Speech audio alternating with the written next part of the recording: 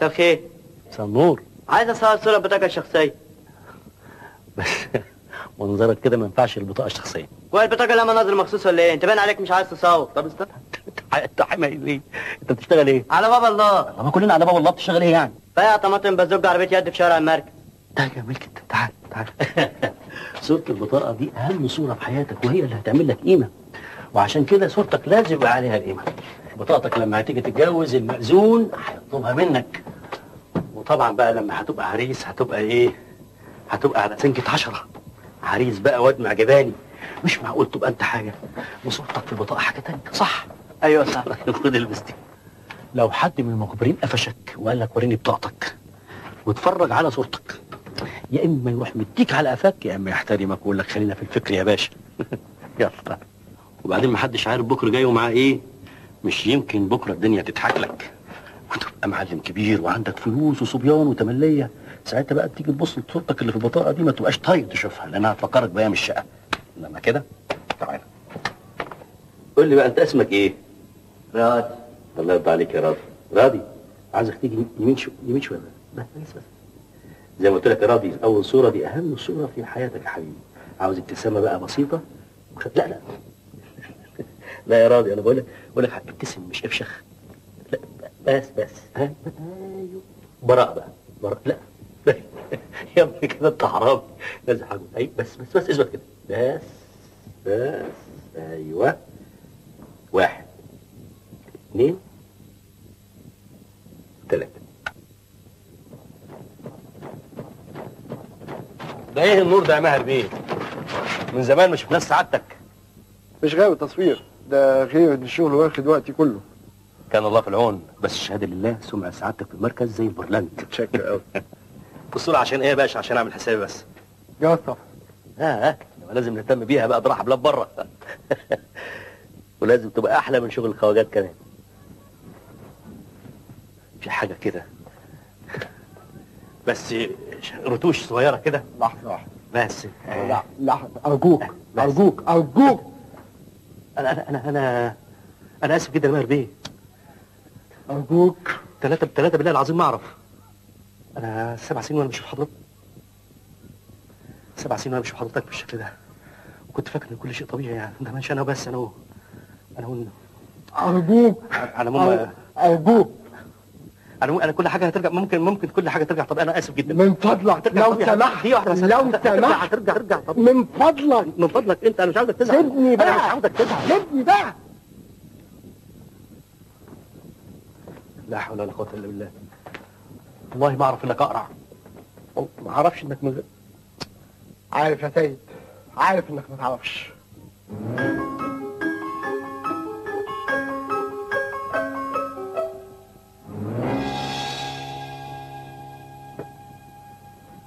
هنصور كده مش كده احسن؟ احسن يا باشا احسن. انت من غير اي حاجه زي القمر يا باشا. كفايه قلبك اللي زي الفل.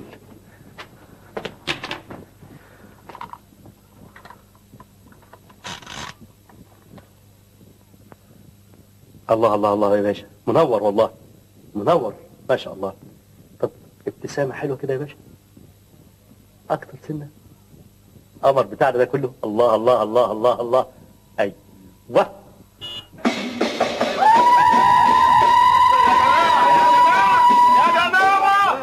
ما ينفعش كلكم تخشوا جوه الاستوديو الصغير. انا هاخد العريس والعروسه بس. انا ما اسيبش بنتي لوحدها وانا ما اسيبش ابني لوحده ابدا. خلصنا يا اخينا. يلا يما تعالى يما. تعال ايوه انت عشان تموت على الناس. انت عشان تموت على الناس.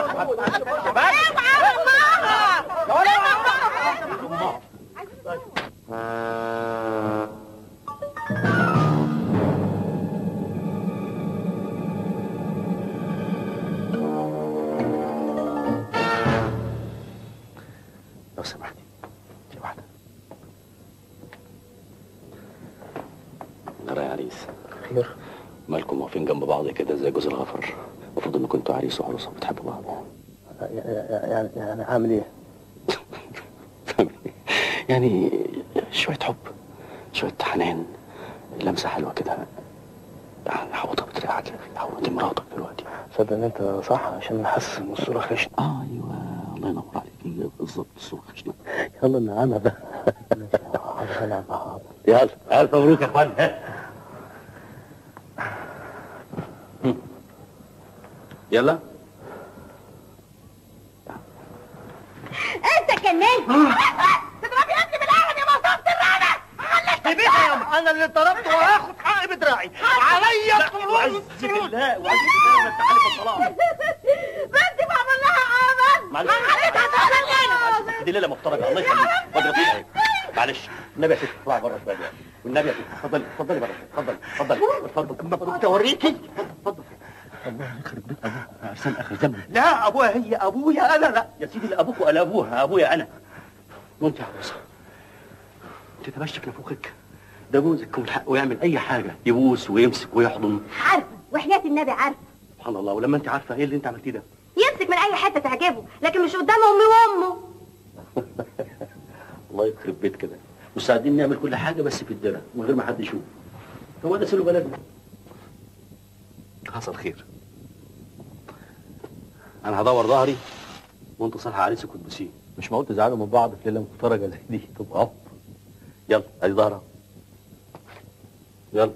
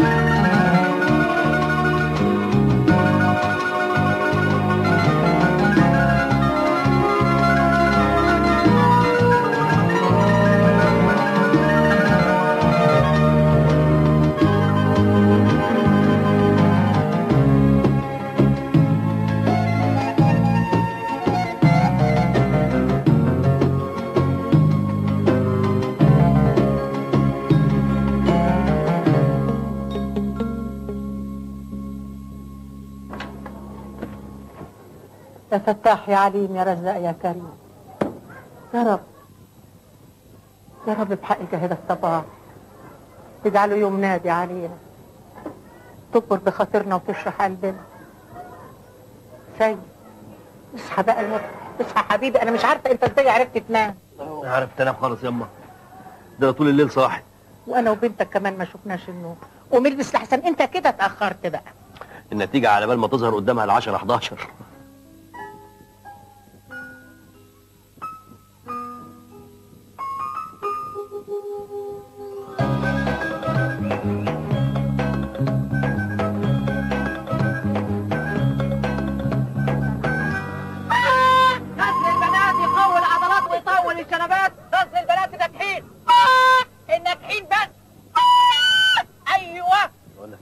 ابيض ولا بامبا يا استاذه؟ ابيض وبامبي بس حلفك عليا. هات العصايه دي كلها. ليه؟ هشتريها منك. كلها؟ كلها. ثمنها كام؟ 5 جنيه. ادي 5 جنيه ونص يا عم اهو. اسمع بقى. ايوه. ده رقم الجلوس بتاع بنتي. عاوزك تخش تشوف لي النتيجه. اصل انا متفائل بيك وانا خايف. يلا. باذن الله ناجحه. وليا الحلاوه. طبعا. اسمع ما اقولك. اسمع. ايوه. لو لقيتها ناجحه خلي حد يكتب لك المجموع كام. مجبورة الخاطر باذن الله. ستي بابا اتأخر قوي وخايفة يكون جاله شغل وما راحش شاف النتيجة. كمان نص ساعة إن ما جاش هنزل معاك. بعدين أنت خايفة من إيه يا ماما؟ حتى لو سقط ممكن تعيد السنة. لسه صغيرة. أهو يا ستي أهو بابا جه. ابحث يابا. جبت كام يا ماما؟ يا ماما. يا ماما. جبت كام يا ماما؟ رد عليا.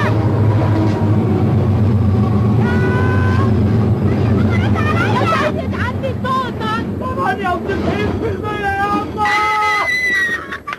كلية الطب يا بابا والقصر العيني. والله وجه اليوم يا سيد اللي تشوف فيه بنتك دكتورة. عقبال ما تشوفيها عروسه وتلبسيها فستان الفرح بايديك يا حاجه.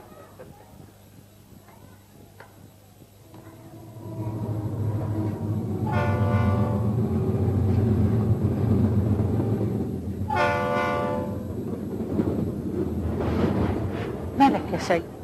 باين عليك مش فرحان. ليه يا أم؟ انا فرحان قوي. بس مفيش فرحه ببلاش. كل فرحه ولها ثمن. مش فاهمة حاجة. كليه الطب دي اصلها مصاريفها كبيره قوي. ربنا يوسع رزقك يا ابني. اسمع عم اقول لك، اوعك تكسر بخاطر بنتك اللي حيلتك. مش ده اللي شاغلني. كليه الطب دي في مصر. ها؟ وانت هتشغل نفسك ليه؟ يا ابني يا حبيبي عيش فرحة بنتك. ايوه عشان الفرحه تكمل لازم ادبرها كويس. البنت هتعيش لوحدها ازاي في مصر؟ ده احنا كنا خواجات ولا بنتنا يعني مش غالية علينا. معنى كده ان احنا هنسيب هنا ياما. وهي دي أول مرة نتغرب فيها يا سيد؟ أنت ناسي ولا إيه؟ ايوه بس في البلد دي بقى لنا رزق وبيت. السويس لما هجرونا أيام النكسة ما كان لينا رزق وبيت. وأنت بقى كنت طول اللي يكون لك بنت دكتورة، أنا وأنت في كعب بنتك مطرح ما تروح.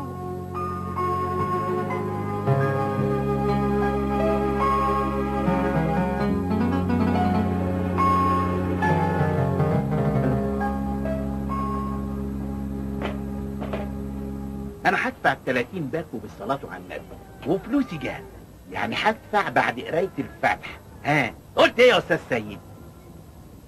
30,000 بس. 30,000؟ ايوه. الله، انت مستشويهم ولا ايه؟ السوق مضروب اليومين دول. طب اقول لك ايه، انا هزود 10 كمان عشان خاطر الست الدكتورة بمناسبة نجاحها. ها يبقى 40,000. ها نقرا الفاتحة. انت عايز تعمل ايه بالمحل ده؟ فسيخ. ايه؟ فسخان الانوار. فسيخ، ملوحة، سردين، انشوجة. البلد دي ما فيهاش فسخان نضيف ابدا. عندك حق، البلد دي فعلا ما فيهاش فسخان نضيف. طب دقيقة واحدة بس، في زبون هصوره وهاجي لك. ماشي يا حبيبي.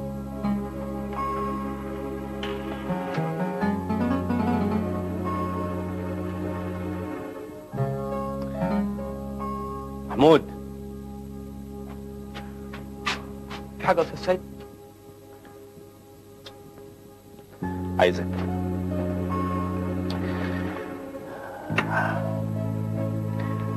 عاوزك تصورني يا محمود. عاوز اشوف شطارتك في التصوير. معرفش يا أستاذ أخير. اتغدى ايه؟ اجري تصور. واعتبرني اول زبون مهم وعليه القيمة انت هتصورني. يلا. طب حس كده حضرتك عاوز صورة عشان إيه؟ عشان البطاقة؟ ولا كارنيه؟ ولا صورة للذكرى يا محمود. للذكرى. طب حضرتك تيجي يمين شوية كده. أيوة راسك فوق سنة. الله، امال فين الضحكة الحلوة يا أستاذ؟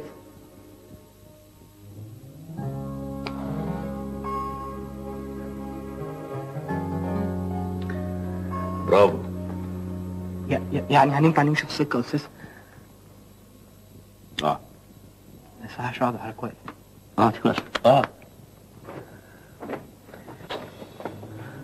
المصورات الشاطر هو اللي بيحب الزبون بتاعه، هو اللي بيعشق الوش اللي بيصوره. على قد حبك للزبون على قد الصورة ما بتطلع حلوة. شغلتنا يا محمود أصعب شغلانة في الدنيا. عارف ليه؟ إن كل كل البشر، الراجل والست، البنت والولد، الكبير والصغير، الفقير والغني، الملك وخدام الملك، الكل عاوز صورته تطلع حلوة. الوحشة عاوزة تبقى حلوة، والحلوة عايزة تبقى أحلى. ولو في زبون قطع صورة ورماها في وشك اوعى تزعل منه، صوره تاني، اعمل له رتوش. لو مناخيره كبيرة نقصرها له شوية، لو عينه ضيقة نوسعها له شوية. صدقني يا محمود مفيش حاجة تسعد الناس غير إنها تشوف صورتها حلوة.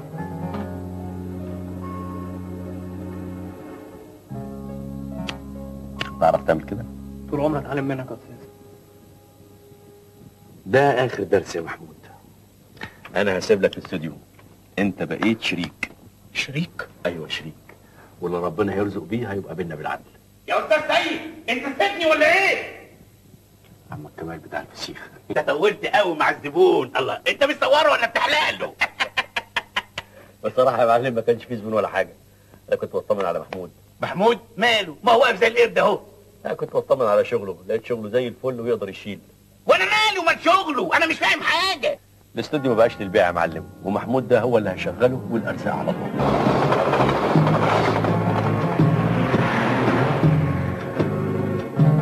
المشوار ده مش بيفكرك بحاجة يا سيد؟ ايه حد ينسى مشوارنا واحنا مهجرين ياما؟ بس الحمد لله الحال اختلف. ده احنا كنا عاملين في عربية النقل زي قوالب الطوب. مش مهم الزنقة اللي كنا فيها، العذاب كله ان احنا ما كناش عارفين رايحين فين. يا ابني على مهلك، انت مستعجل كده ليه؟ حاضر يا فندم، حاضر. معلش زي يومك. تحت امر. بس الحمد لله ياما احنا عارفين احنا رايحين فين. ما عندكش شيل دلع كده يأثر علينا الطريق؟ عناية يا حبيبي. طب ليه ما ردتش ما حلتش ما ردتش ما حلتش؟ طب ليه ما ردتش ما حلتش ما ردتش ما حلتش؟ طب ليه ما ردتش؟ والله الشقة شرحة وبيرحة يا تهاني. ايوه يا ستي، بس يعني العفش مش قوي يعني. انت لقيتها ازاي دي يا بابا؟ اهم حاجة انها على قد فلوسنا، وتاني حاجة انها قريبة من كلية الطب، وتالت حاجة بقى مش هنتعب لما حضرتك تحتاجي جثة عشان تشرحيها، القرافة جنبينا، ننزل ننقي ونختار زي ما احنا عايزين. يا سلام عليك يا بابا، ما تخوفنيش بقى. ايه الشقة مش عاجباكي ولا ايه؟ لا يا ستي ازاي، عجباني، بس اكيد لما ظروفنا تتحسن هننقل في مكان احسن. هتتقلي بتنجان. اكيد بتنجان. امال انت عايزاه ناكل ايه يا ابو سيد؟ بس احنا في حته السمك فيه غالي على اهلها. ما احنا بقينا من اهلها يا سيد، واللي غالي عليهم غالي علينا احنا كمان. بابا. نعم. عايزاك تفسحني. حد يصدق ان دي اول مرة انزل فيها مصر؟ بعد ما ستك تستريح شويه هاخدك انت وهي اعشيكم في مطعم 3 نجوم. على مهلك شوية يا سيد، مستعجل قوي على فرتكة القرشين اللي حيلتك. اصبر شوية لحد ما تلاقي لنا باب رزق تاكلنا منه. شيل التقيلة دي. يلا تعالى. طيب تعالى حطها لي هنا. تعالى. فعلا تقيله يا امه. وبعدين هو يعني حرام الواحد ينبسط له ولو ساعه زمن. القلقان عمره ما يتبسط يا سيد، وانا حاسه ان احنا في الهوا مفيش حد حوالينا. انت خد بنتك وفسحها زي ما انت عايز، انما انا مش مستعجله.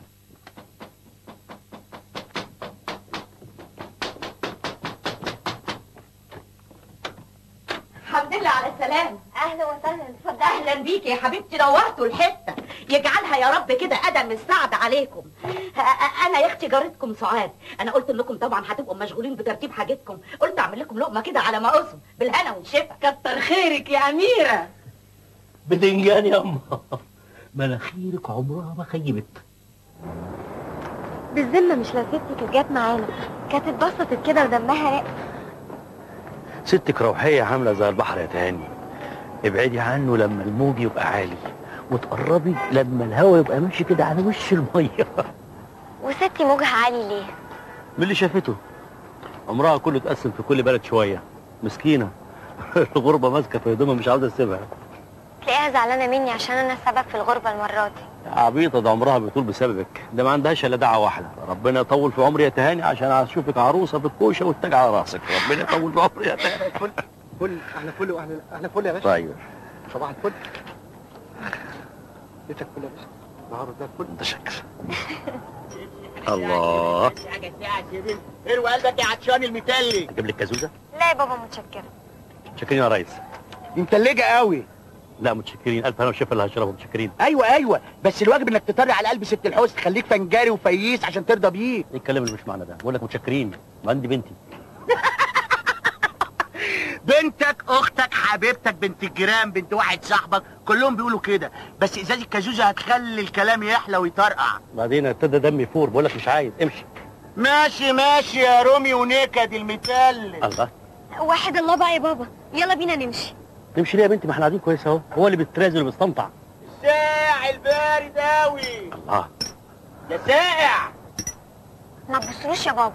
يا بارد. قوم يا بابا نروح بيتنا، قوم يلا. يا متلج قوي. اوريك بقى انا سخن ولا بارد يا ابن الكلب. يا بابا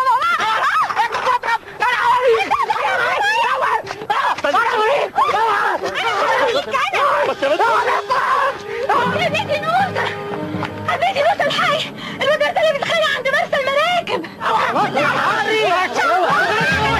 ايه؟ انت فاكر الكورنيش ده مالوش كبير؟ قدك ده؟ ايه في ايه؟ الحكايه مش ناقصاك، وبدل ما تطورش حوش الرزيل ده عني.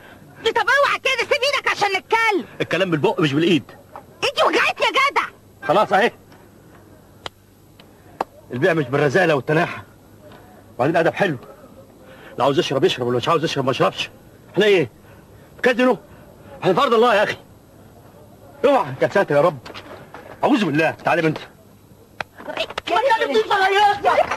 انا مش قلت الشغل يبقى بالهداوه يا زفت انت؟ هدوتي يا ريسه، الحلوات والعمليه ضن، واذا ما كناش هنشتغل على العشاء مش هنبيع ولا ازازه. وانت بياع ازوز ولا بتعمل هداوه على الحب يرحم امك. هو ما حدش عايز ياخد حاجه يا ريس. اسمع منك له ليها له، استمتاع مش عايزه، رزاله يا رزاله مش عايزه، غوروا من وشي. مش تربيتك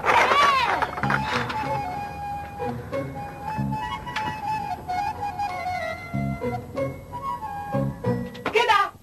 كده يا سيد، كده ترجع بهدومك متقطعه. ده انت يا ابني ما عملتهاش وانت عيل صغير. تعالى هنا، تعالى هنا وريني فيك كدمات، فيك اصابات يا ابني. يا سيد وريني، اطمن يا ابني، يا ابني اطمن عليك. كويس والله يا اما، كويس كويس. وانت يا دكتوره؟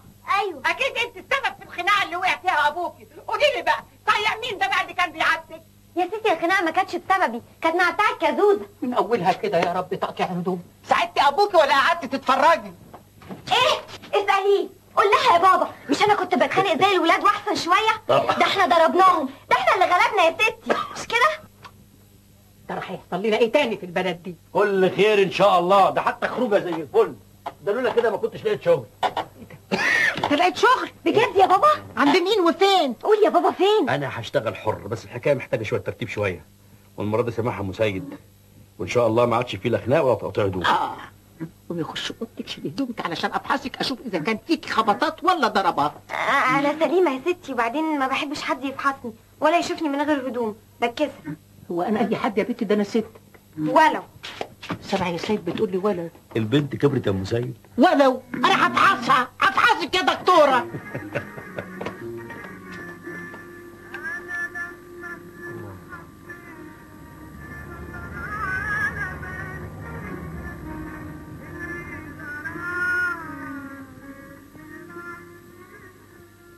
ايه ده؟ في ايه يا ستي؟ انت تخنتي ولا ضيقتي هدومك من ورايا؟ لا دي ولا دي يا ستي. يا تهاني ماما، بس انا احب يعني ان هدومك تبقى مبحبحه شويه عليكي. ان شاء الله. اسمعي يا تهاني، يعني ممكن تلاقي بنات في الكليه لابسين هدوم اغلى منك. اوعي تضايقك يا ماما. ها؟ انت تغلبيهم بذوقك الحلو. وماله يا ستي، ما انا كمان هدومي غاليه. انت نسيتي ان انا وبابا رحنا بورسعيد مخصوص عشان نجيب هدوم للكليه؟ بس ممكن تلاقي هناك بنات لابسين من بور باريس وبور لندن بتاع.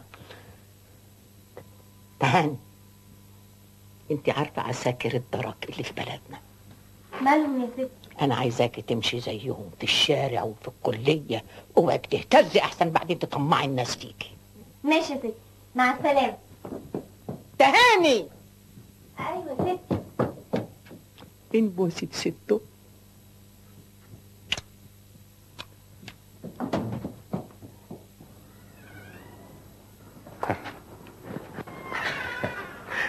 تراني دلوقتي ان ستك هتفتح الباب وهتقول لنا عليا. هاني اوعي تنسي اللي قلت لك عليه. حاضر يا ستي. طيب يا ماما. الجميل دول ولا ايه؟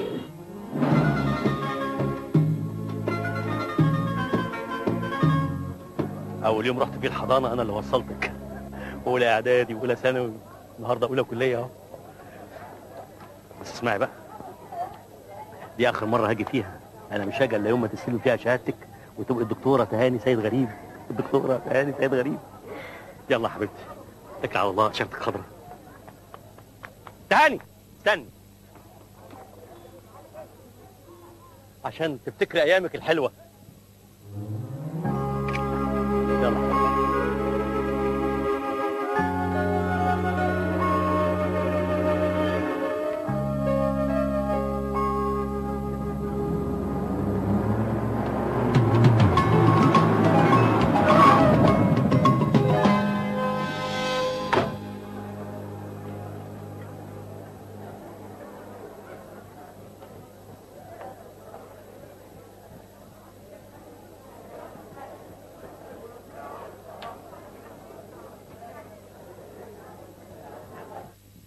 خير. صباح النور. انا اسمي تهاني. وانا نهى، عامله ايه؟ الحمد لله. الكليه كبيره قوي، انا ما كنتش متخيله انها تبقى كبيره كده. لا انا اتعودت عليها خلاص، بس كنت باجي لبابي كتير هنا. هو باباكي بيشتغل هنا؟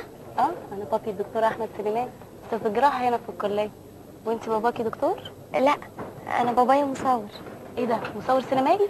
لا، مصور فوتوغرافيا. اه ايه ده، ممكن سعيد جه؟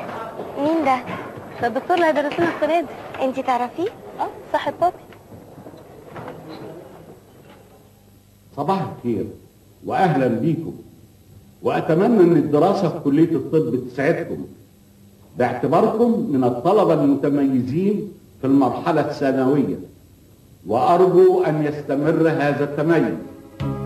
المنهج السنه دي يشمل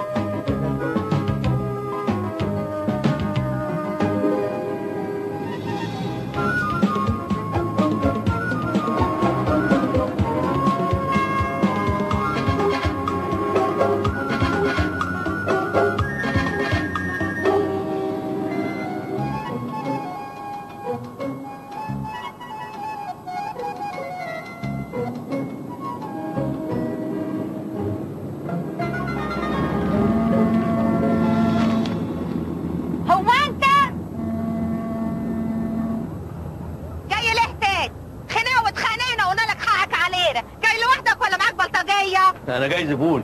زبون؟ وعايز ايه يا زبون؟ باكل بان. باكو ايه؟ لبان. ومش عيب راجل زيك كده ملو هدومك وبالبانه. وبعدين بقى؟ انت فاكرني ايه؟ هتغشاني؟ هبل انا عشان اصدق ان انت جاي عايز تاكل بان؟ هات من الاخر. لا اول ولا اخر، كده مش نافعه. الكشك ده بتاعك؟ ايوه. السلام عليكم. استنى، انت باين عليك تلقيح، انت عاوز ايه؟ بشرط ننسى اللي فات. ننسى اللي فات. ويا لا. ويا لا. في لقمة عيش عاوزين نقسمها سوا. لقمة ناشفة ولا طرية؟ يعني. بقول لك ايه؟ افتح الشنطة اللي في ايدك دي ووريني فيها ايه. افتح. اسمع، لو سارقها المنطقة كلها هنا مخبرين، يلا. يا ستي انا مصورات وحاسس ان هيبقى لي رزق في الحتة دي. الله، ده انت ابن سوق وشارع زينا. بس انا دخلي ايه؟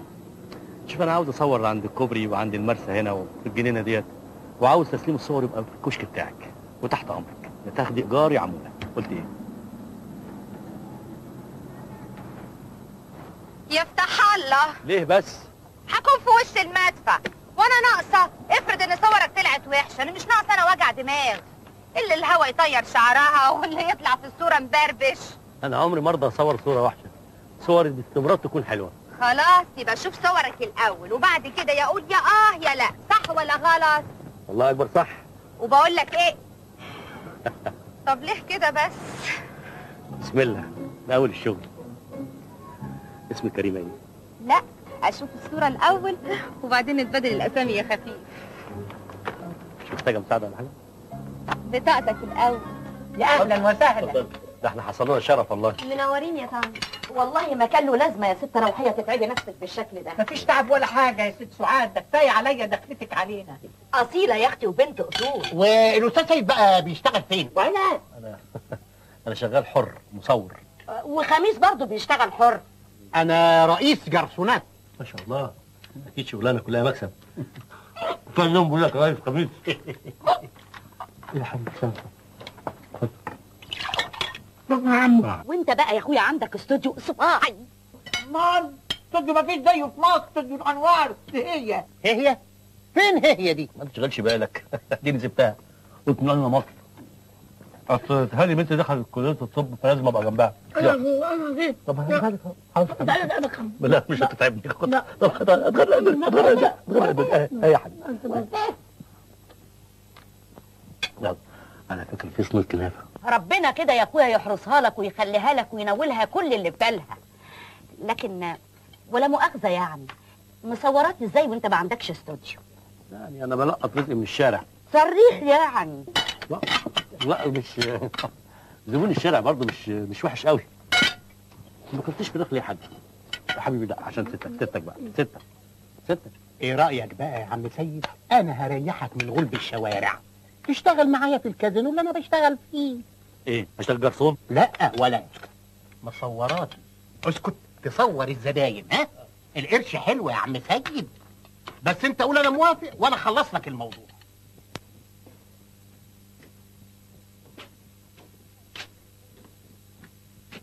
مالك رابيه بوزك ليه؟ من اللي حصل يا ستي. يعني عاجبك حته جرسون ومراته يقعدوا يستجوبوا بابا ويقولوا له انت سريح، هناكلك ونجيب لك رزق ونشربك ونعمل لك كل حاجه، وبابا جاوب عليهم كده بكل بساطه وهو بابتسامه كأن مفيش حاجه حصلت. لا ويعيدوا ويزيدوا فيها كمان، مصوراتي كانهم قاصدين. طب وماله مصوراتي؟ ما ابوك مصورات يا ستي، ده كان هناك هي كان في محل، انما هنا مفيش داعي نقعد نعرف كل الناس. خليه كده صورتنا تبقى كويسه. اسمعي يا بنت ابني، هي كلية الطب دي خلاص قالت لك غيري اهلك ولا ايه؟ سيد غريب المصورات خلاص ما بقاش عاجب. عايزه ايه؟ اب ايه يعني من بتوع دول اللي اسمهم ايه دول بتوع ضيوف صباح الخير يا مصر؟ ايوه يا ستي، بس انت بلا ستك بلا بتاع. اما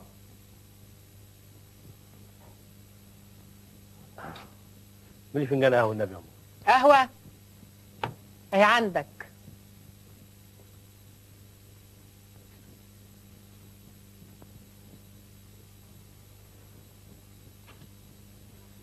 مالك يا حبيبتي؟ بصراحه يا بابا انا كنت افضل نبقى لوحدنا وكافيين خيرنا شرنا. يا بنتي ما عندنا الشر عشان نخبيه. انا مصوراتي، حتى يوم ما اتولدت كنت صاب مصوراتي. انا مبسوط وفرحان قوي ان بنتي دخلت كليه الطب وهتبقى دكتوره، لان في ناس لهم مراكز كبيره قوي وولادهم ما دخلوش معهد السكه الحديد. شوف يا تهاني، اذا كنت عايزه حد يحميكي ويخاف عليكي ويربيكي احسن تربيه، سيد المصوراتي. انما بقى اذا كنت عايزه منظره وما كانش في داعي للغربه اللي احنا اتغربناها دي يا بنتي.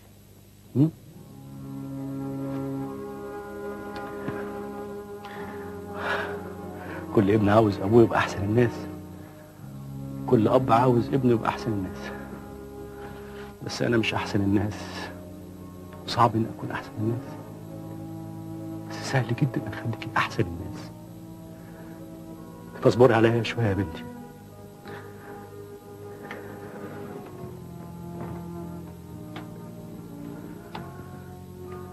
انا اسفه يا بابا.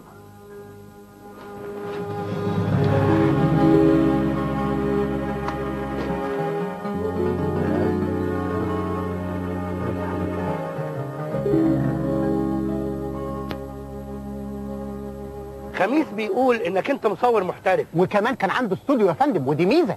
انا شخصيا ما بحب الشغل الهواه. لا، ما انا فهمته طبيعه الشغل هنا. انا مع حضرتك طول النهار، بس هاتيني من شغل الليل يعني. ليه؟ ظروف.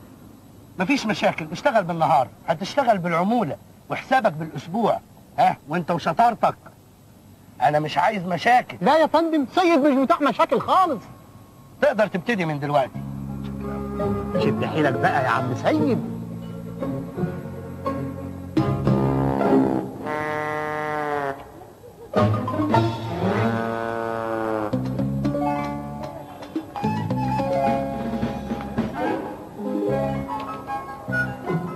حلو حلو انت.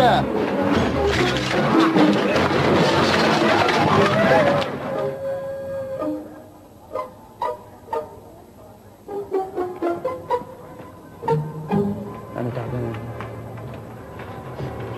اهي قوي. ها وفي ايه؟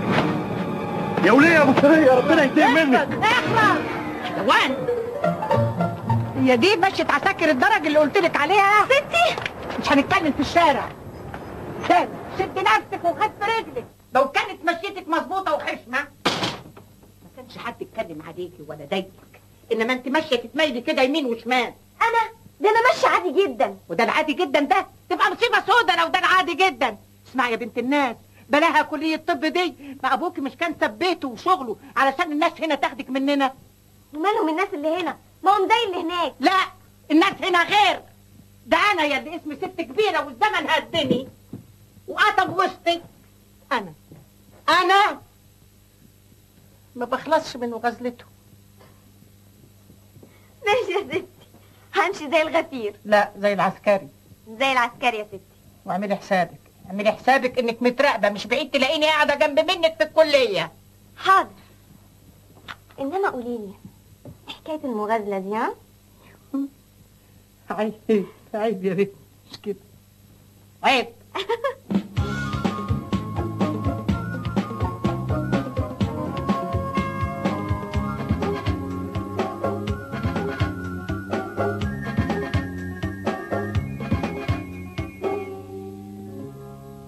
شفت صورتك دي؟ يا لهوي، هو انا حلوه بالشكل ده؟ وانت يا ردالة بنت يا نعناع، بقول لك ايه، هو انت عملت حاجه في الصوره ولا هي كده بجد؟ قسما بالله ما وديت ايدي فيها. يا تنوس، ايه يا عم بجد خاني ولا ايه؟ خنقت ايه يا ولد؟ تلم استنى. ايه يا بنتي في ايه؟ بصوا قولوا لي ايه رايكم في الصوره دي؟ الله، حلوه قوي. مين اللي صورها لي؟ هيكون مين يعني؟ مصور السيد الرئيس؟ فالجدع واقف قدام عينك اهو. الله، وعزة الله، احلى من صور ممثلات السينما. سيبت ايه يا بنت، احنا جمال رباني. يلا روحي شوفي شغلك، وانت كمان اتكل على الله. وسعوا كده وسعوا. ماشي ماشي. اسمك ايه بقى؟ محسوب سيد غريب. سيد؟ نعم. مستني ايه يا اخوي؟ يلا روح شوف شغلك. بالاذن. اذنك معاك، وربنا يسهلها لك يا رب. صورة صورة صورة صورة صورة صورة.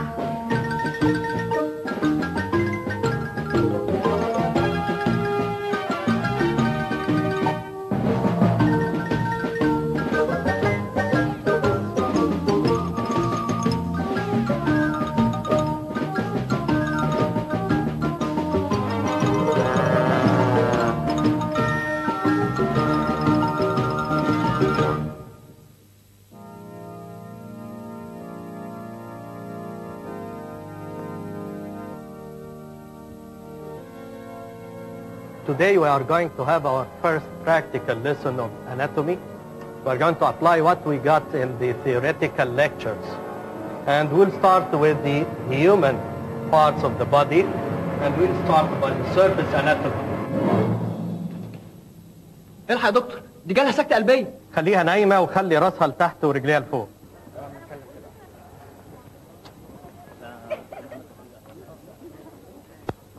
ازيك دلوقتي؟ الحمد لله. انا قلت حاجة غلط؟ لا ما قلتش. طب في ايه، بتمشي وتسيبيني ليه؟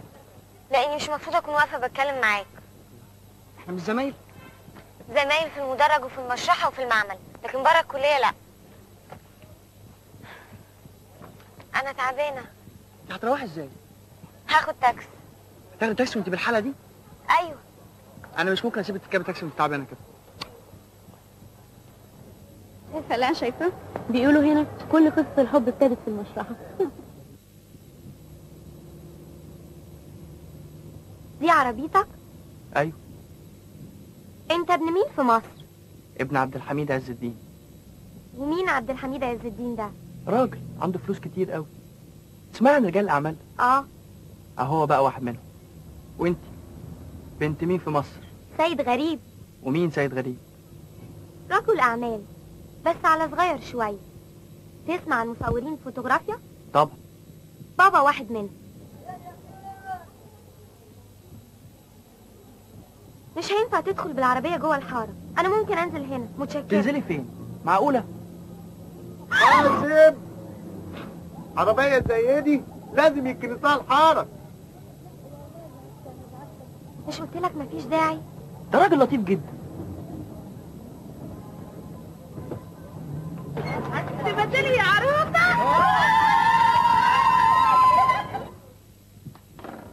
بقى هي أول ما شافت الجثة أغمى عليها. أيوه. وأنت اللي فوقتها؟ لا، اللي فوقها الدكتور. أنا أول ما لقيتها تعبانة قلت لازم أوصلها. التاكسي خد كام بقى؟ ما هو مش معقول بعد الخدمة الإنسانية اللي أنت عملتها دي أغرمك كمان؟ أنت تغرميني إيه؟ إحنا جينا بالعربية بتاعتي. والله يا عينيا، وكمان عندك عربية؟ ركنتها فين؟ تحت البيت على طول.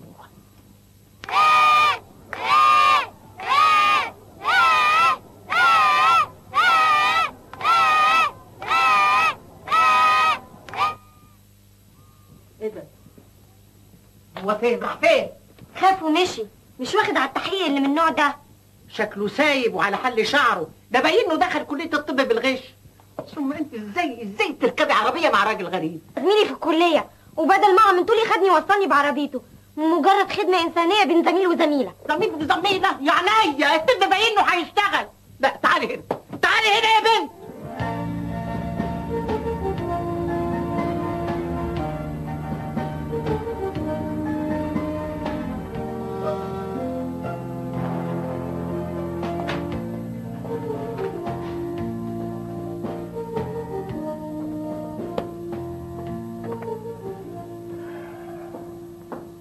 عايز ايه؟ يا ابني انا مش قدرت اوامر انك ما تجيش هنا ابدا. ايوه يا بابا، بس انا بقى جايب حاجه مهمه. اهم من اللي انا فيه يا بني ادم. بتكلم في مشروع ب 250 مليون جنيه. عندي مشاكل في التمويل. مجتمع برؤساء اكبر 3 بنوك في مصر. جاي تقول لي حاجه مهمه؟ ابنك ولا 250 مليون دولار؟ ابني. عايز ايه؟ عاوز اغير عربيه. تغير عربيه؟ يا جدع انت، انا مش لسه شاريك عربيه ب 300,000 جنيه؟ مش عجباني. مش عاجباك؟ عايز اشتري عربيه رخيصه قوي. اسمع، ما تفلقنيش. روح الحسابات، خد الفلوس اللي انت عايزها واشتري اللي انت عايزه. Gentlemen, I'm awfully sorry for the interruption.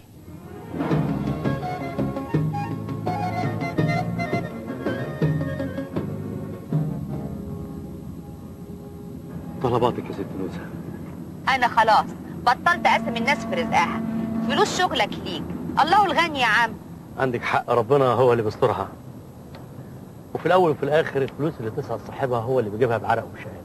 زمان الواحد ما كانش يعرف الكلام ده. سيد، تعرف الكشك ده بتاع مين؟ لا. بتاع صلاح قرن الغزالي. مين صلاح قرن الغزالي؟ بعد ما خرج من السجن الحكومه ادت له الكشك ده عشان يسلك سلوك حسن. سلك بقى السلوك الحسن؟ اتجوزني. ما شاء الله. وفي احسن من كده؟ بس مات. احسن. ايه؟ قصدي الله يرحمه. مات ازاي؟ خد برشام مغشوش. لو مؤاخذه يعني كان دقه بقى البرشام ده. في يوم جه وخد برشامتين وكوبايه ميه. بعد شويه برشامتين وكوبايه شاي، وتلتهم ببرشامتين وشوب ببيره. وراح باصص لي كده وقال لي يا نوسه الدنيا حلوه قوي. وطب ساكت. اسف نوسه، كان بيضحك. عمي انا اهو مات مبسوط، مات والدنيا حلوه في عينيه. الله يرحمه. الله يرحمنا جميعا. انما لا مؤاخذه يا ست نوسه. نوسة يا اخويا، نوسة من غير القاب. لا مؤاخذه يا نوسه، يعني بنت اصول زيك كنت عارفه ان المغفور ليه حرامي قبل ما تتجوزيه؟ ده كان في 10 بنات من بنات الكار بيتخانقوا عليه. بنات الايه؟ بنات الكار. كار ايه؟ هو الحرامي هيتجوز ايه؟ لا مؤاخذة يعني المدرس بيتجوز مدرسة، والمهندس بيتجوز مهندسة، والدكتور بيتجوز دكتورة، يبقى الحرامي هيتجوز ايه؟ حراميه؟ تايبة والتوبة نصوحة. بركة دعاك يا أمه.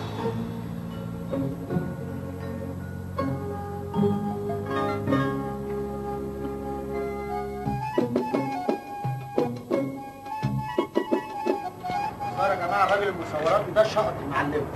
وانت المعلمه هي اللي شقطته؟ ما كنا قدامها يا اخي تلاقي وتلم على عين اهلك. دي عقد فل يا ابني، انت تشوف لك حزمه فجل وتعمل عينك. طب قصروا بقى في ليلكوا دي بقى. قول لي يا سيد، انت ليه ما بتجيش تشتغل ساعة العصاري؟ ده زبون العصاري مفيش احسن منه. أنا بلقط رزق في حتة ثانية، أصل المسؤولية كان عليها كبيرة شوية. عيالك ومراتك ها؟ لا، أمي وبنتي، بنتي اللي أنت شفتيها دي مصاريفها لوحدها تفتح 3 بيوت. أصل أنا دخلتها كلية الطب القصر العيني. بسم الله ما شاء الله. هتبقى دكتورة إن شاء الله. ما هي السبب اللي جابتني مصر. أنا عندي استوديو في ليبيا. انا نظرتي ما تخيبش ابدا، اول ما شفتك في الخناقه وقلت عليك راجل اصيل، عشان كده بقى ما رضيتش اشد معاك، قلت يا بنت خليكي حنينه، لكن انا لا لكن خليكي حنينة، الدنيا دي ما تنفعش الا بشوية حنية يا ست نوسة. بس هي فين؟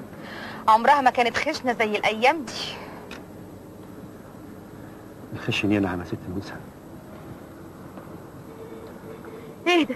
انت مسكت ايدي؟ عيب عليك، عيب، انت راجل محترم، راجل محترم ومدخل بنتك كلية الطب، وانا كمان ست محترمة وحاجة 7 مرات. ما شاء الله، انت حجيتي 7 مرات؟ ايوه حجيت 7 مرات، 6 مرات فيهم طلعت انشل، لكن ال7 لا، ربنا تاب عليا، كانت بجد.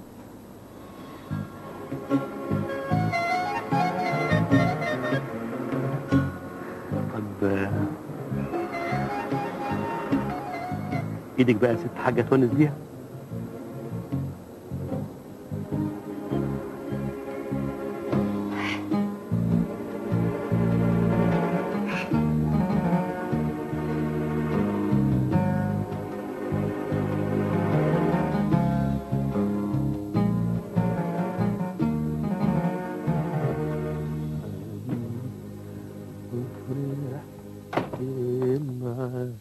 سيد مساء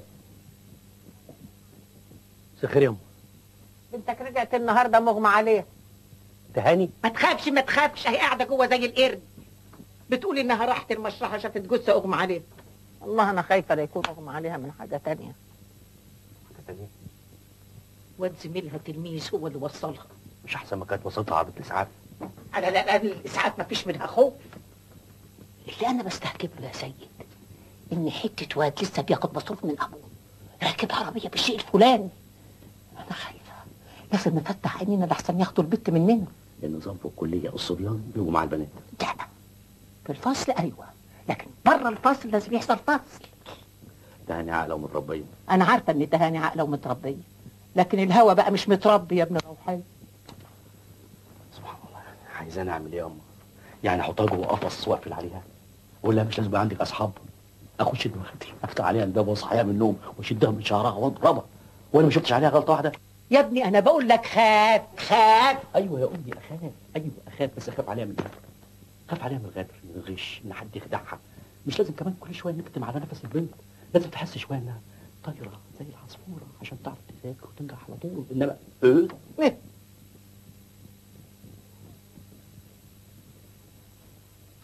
والحب يا سيد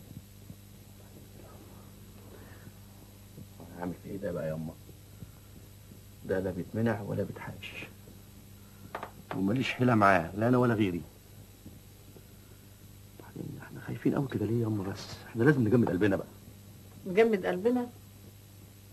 طيب الاكل عندك على السفره متغطي، ابقى اتعشى لو عرفت.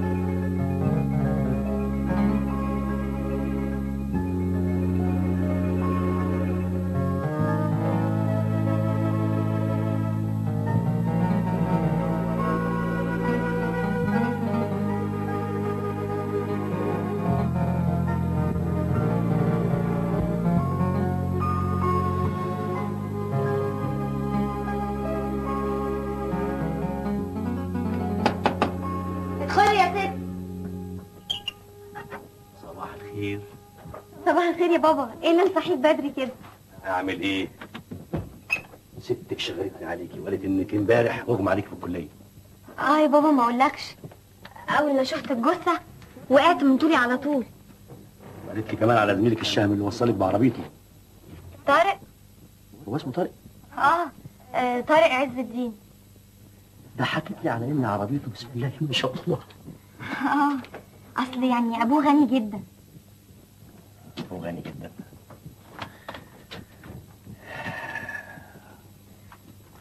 شوف يا تهاني، اذا كان زميلك الغني ده وصلك شهامه فقد تقلت خيره، الواجب علينا ان احنا نشكره. واذا كان بقى بيوصلك عطف او شفقه بتبقى غلطانه، لان مش عايزك تصعبي على حد. اما بقى اذا كان بيوصلك منظره والغرض تاني فتبعد عنه فورا. بعدين انا مش قادر افهم، يعني مش قادر تمسكي نفسك شويه لغايه لما تلاقي تاكسي وتركبي فيه وتوصلي بيتك بالسلامه. يا بابا انا كان مغمى عليا، ما كنتش في وعي وما كنتش كمان مركزه. ايوه انا مبسوط جدا من الكلام ده. طب يا حبيبتي انا عايزك تاخدي بالك بقى وتركزي، تاخدي بالك من نفسك ومننا. انت فاهماني كويس يا تهاني، وكتر الكلام ملوش لازمه يا حبيبتي.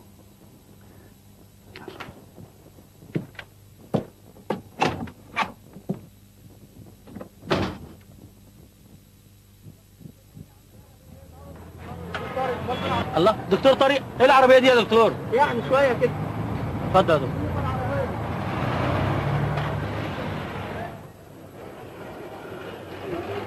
ده نزل لتحت قوي. طبعا ما انت في الحسن والجمال مش ممكن تطلع فوق.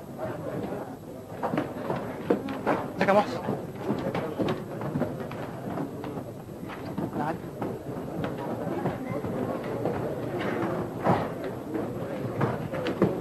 هند ممكن اقعد هنا؟ هنا؟ تعالى يا اخويا. ازيك يا تهاني؟ اخبار صحتك ايه دلوقتي؟ الحمد لله كويسه ومتشكره جدا. معقول تشكريني على حاجه كان لازم اعملها بحكم طبعا الصداقه here والزماله. today we are going to talk about the human body. The human body is formed of many systems. تهيرة تعالي مكاني. Composed of many organs. Each organ is made up of tissues.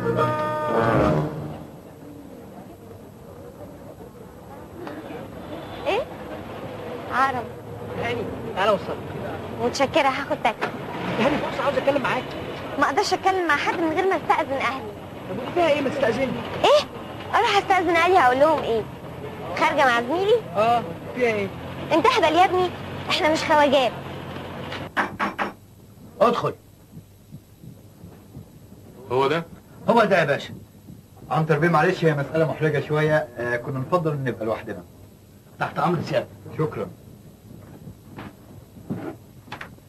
انا مش عايز مشاكل.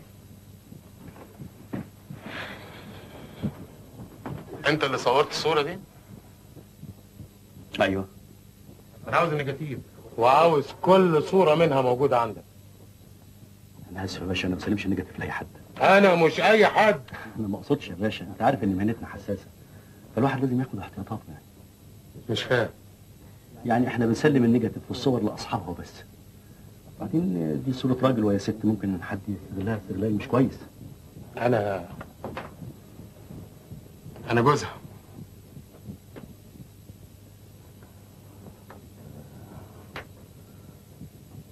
ممكن الهانم تشرف تاخد حاجتها بنفسها. ابني افهم، حافظ على شرف الناس. طب ما هو اللي انا بعمله ده عشان احافظ على شرف الناس. بعدين اعرف منين انها مرات حضرتك على ذمتك طليقتك؟ بعدين يا فندم الصورة متقطعة، يعني الموضوع ما خلصنا يا ابني بقى. حسن هديك اللي انت عايزه. لا فلوس الفضايح ما تلزمنيش. وبعدين دي بقى اذا كانت مراتك استر عليها ولا طلقها، واذا كانت بقى طلقتك خليها تعمل اللي هي عايزاه. يعني انت بتديني درس في الاخلاق يا حقير. انت اتجننت يا ابن المجنون. عارف ضربت مين؟ وحضرتك عارف يا ابن اللي مش مجنونه هو ضرب مين؟ انت تطلع مين يا واحد بيحافظ على شرف مهنته، لكن الباشا شرفه موجود في الصوره دي. انا مش هدي نيجاتيف الا للراجل والست اللي في الصوره دي. انت فاهمين؟ طب انا هوريك يا حسن. سيبه يا حسن، كفايه انا فضايح.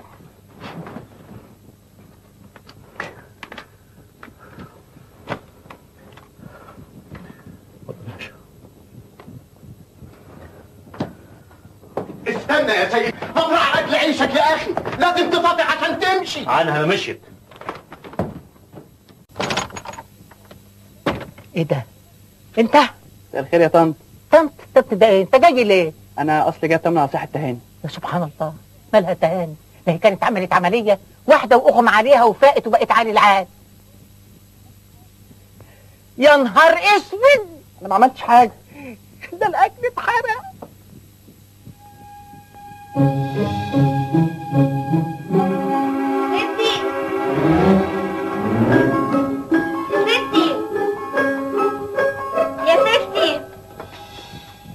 انت ايه اللي جابك هنا؟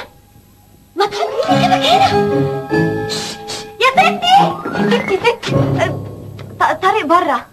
انت اللي قلت له يجي هنا مش كده يا بنت؟ لا والله يا ستي انا ما قلتش حاجه. طب اوعي انت. هتعملي ايه بس؟ اوعي. ايه ده؟ انت لسه هنا؟ ريحه الاكل حلوه قوي.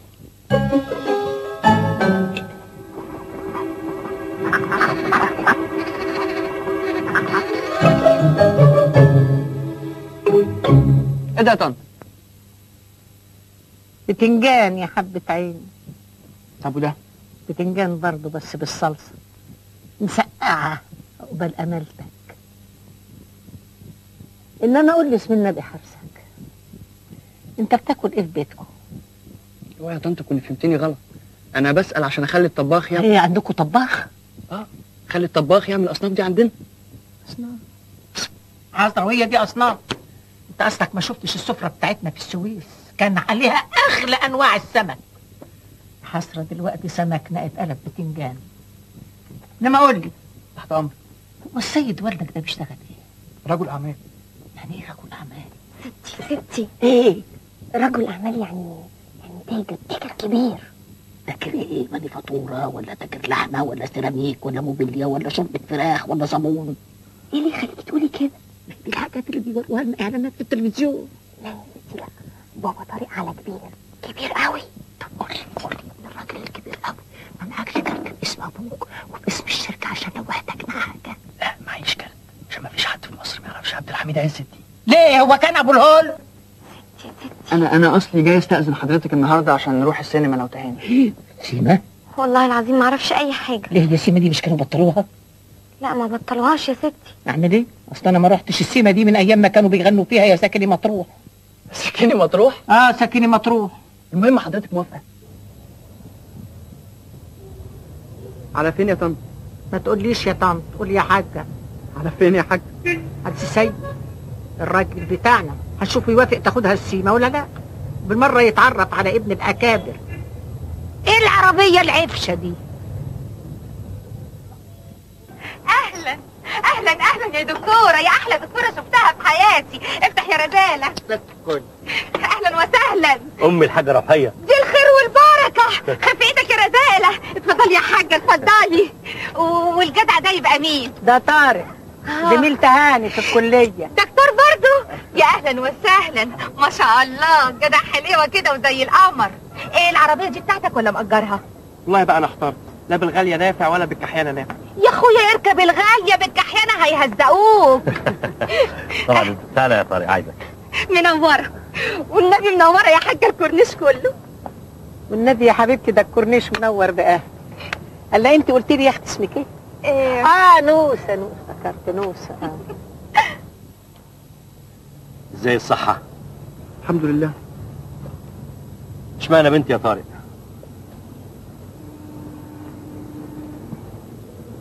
انا اعرف ان كلية الطب فيها بنات الناس الاكابر وبنات اللي مش اكابر، بنات ناس كمل متربين احسن تربية. الحقيقه هي جت كده. لا هي مفيش حاجة بتيجي كده. ايه اللي لفت نظرك ليها؟ خصوصا انك دخلت بيتنا وشفت حالتنا يعني. هو زي ما حضرتك قلت متربيه. ما في ناس كتير متربيين. شوف غيرها. ورقيقه وجميله وذكيه ودخلت قلبي من اول ما شفتها، وارجوك ما تسالنيش تاني. انت عارف يا طارق ان اي اب لما يعرف ان بنته ليها زميل او صديق بتخرج معاه بيبقى حالته عامله ازاي؟ الحقيقه ما اعرفش. بيبقى عامل زي ما يكون سلك كهرباء متوصل فيه. انا عايزك تعتبر تهاني اختك وزميلتك، وبعدين ما احناش عارفين الايام مخبيه ايه. اوعدك يا عم سيد. انا مش خايف منك. ليه؟ لانك دخلت من الباب.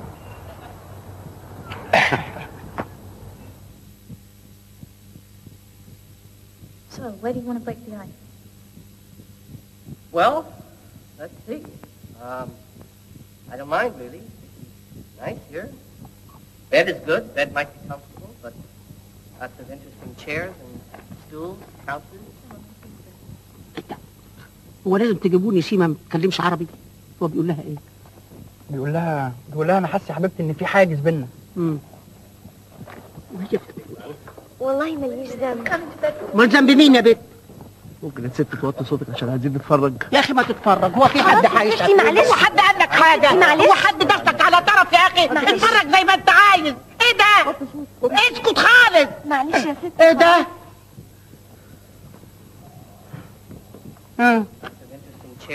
بيقول لها ايه؟ اوعى تقول ترجمه ما تعجبنيش، حكم انا فاهمه كل حاجه. بيقول لها ايه؟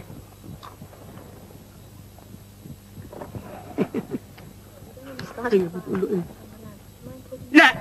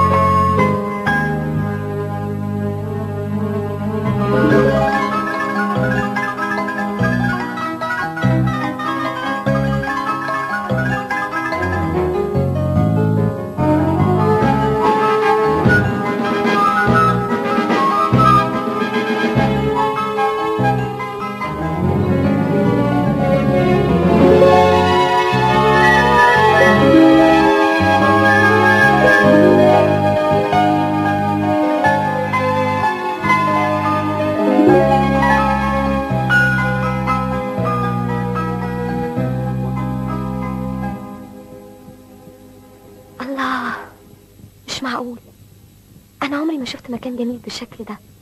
احنا فين؟ هنا أرض الأميرة تهاني سيد غريب. انا ما بهزرش. وأنا كمان ما بهزرش.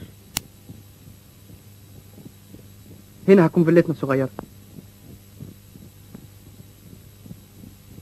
عايز تفهمني ان الارض دي كلها بتاعتكم؟ أيوه. دي فيها إيه؟ لا مفيش، انا بس خايفه اكون بحلم. طب ما تحلمي واحنا سوا نحلم زي ما احنا عايزين. انتوا كبار قوي يا طارق، عندكم شركات وأراضي وعقارات وملايين، وانا يعني بنت زي كل البنات. انت البنت اللي انا حبيتها يا تهاني، وانت عندي اغلى من كل الحاجات اللي انت شايفاها دي. اوعى تكون اتعلمت الحب من الروايات والافلام. انا اتعلمت الحب منك يا تهاني، انت الحب بالنسبه لي. مني انا؟ يا سلام. يا ترى تهاني سيد غريب تحب طارق عز الدين؟ ها؟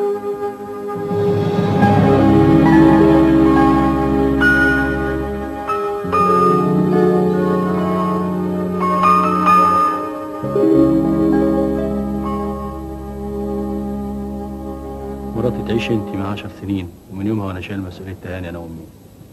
ربنا يخليكوا ليها. انت ساكنه هنا؟ ايوه، العماره دي الدور الاول، البلكونه اللي فيها الزرع ده. صباح على خير. لا لسه، انا هجيب ابويا من على القهوه. مش على القهوه دلوقتي؟ ايوه، بيلعب كوتشينه على المشاريب وبيسرق في الورق.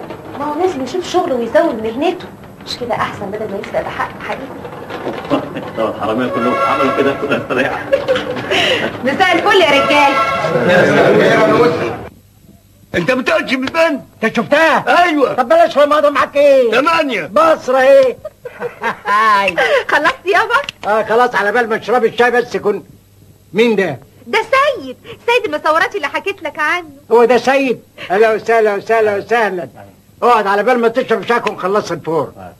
اتفضل. مين الراجل صاحب الصوره ده؟ ده المعلم صاحب القهوه. ده عايش؟ طبعا عايش، لو كان مات كانوا شالوا صورته وحطوا صوره المعلم الجديد. حتى لو كان ابنه. انت بتسأل ليه؟ الصوره مش عجباني. بس عاجباه هو. بس متنح قوي. يمكن عشان يخوفوا بيه الزباين. الصوره تخلي القهوه زياده ساده. ممكن تكلميه صوروا صوره عشريه كده، يعني بدل ما هو مخوف الزباين بالطله بتاعته دي. يا سيد، المعلمين دول راسهم ناشفه وعناديين، لو قلت له الصوره مش عاجباك هتحلى في عينيه، مش بعيد بقى ما يدخلكش القهوه دي تاني. وبعدين هو احنا هنقعد كده طول القعده نتكلم على المعلم والصوره؟ الله، جرى ايه يا سيد؟ ما تقول حاجه.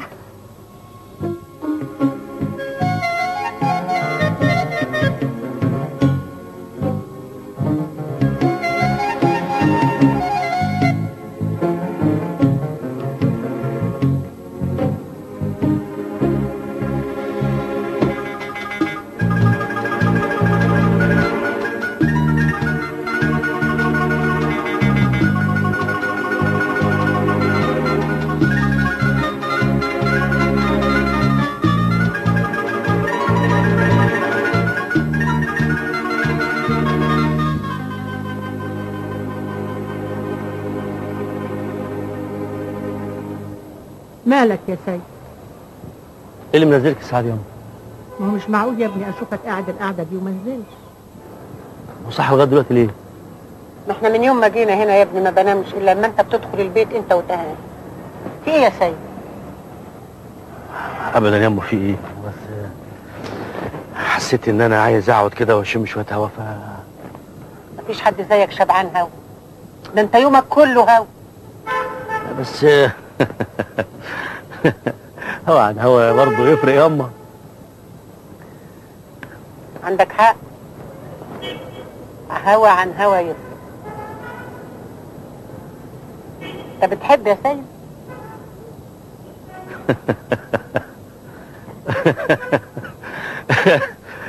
حب ايه يا ام سيد، احنا كبرنا على الحاجات دي.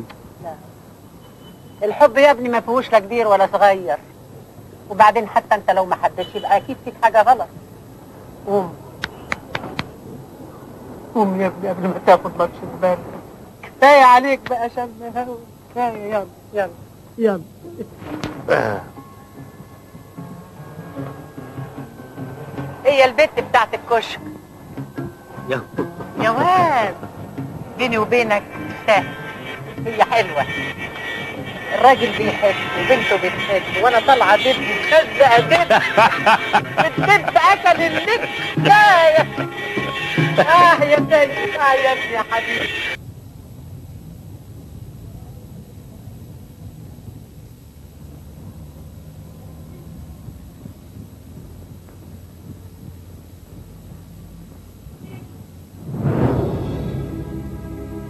ايوه سوى، ايوه سوى، حد عايز سوى؟ ايوه يا هانم، سوى على النيل. ايوه سوى بيه، ايوه يا فندم، ايوه هي دي، اثبت.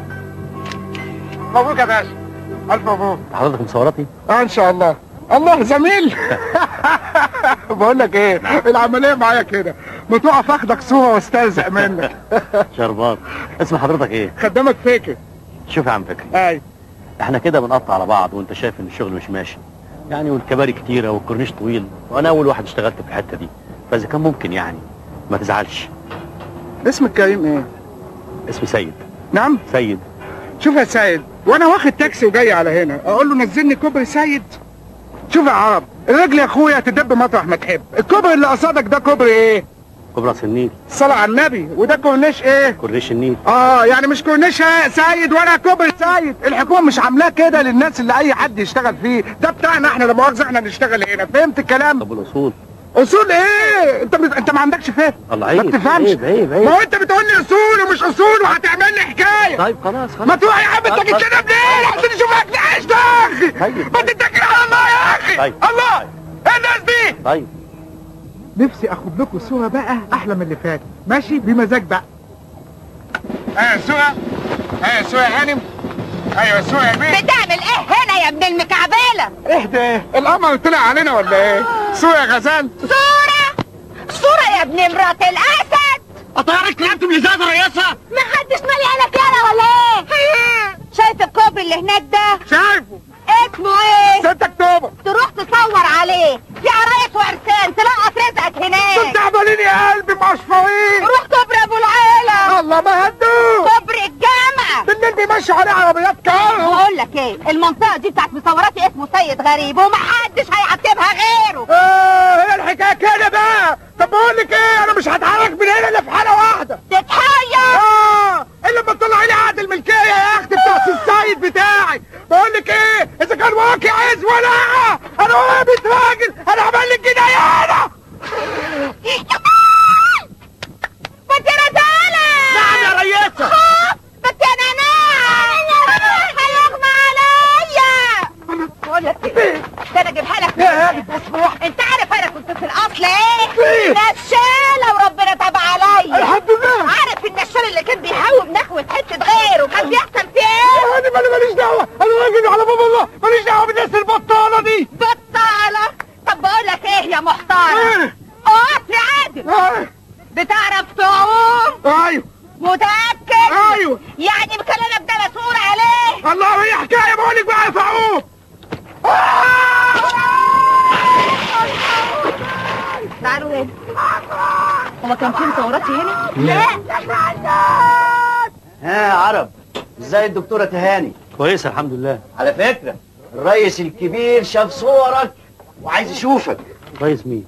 صاحب المحل تقريبا عايزك في شغل عرب. شغل ايه؟ استنى ربع ساعة يجي تعرف منه الشغل وتتعرف عليه.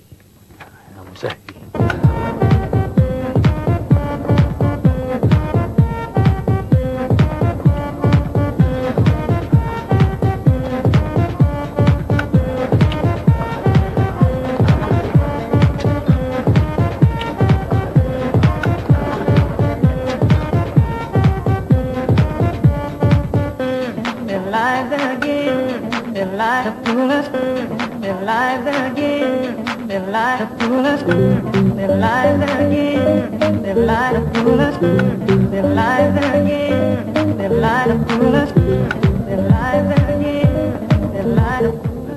اسمع يا الفيلم اللي في الكاميرا فاضل فيه كام صورة؟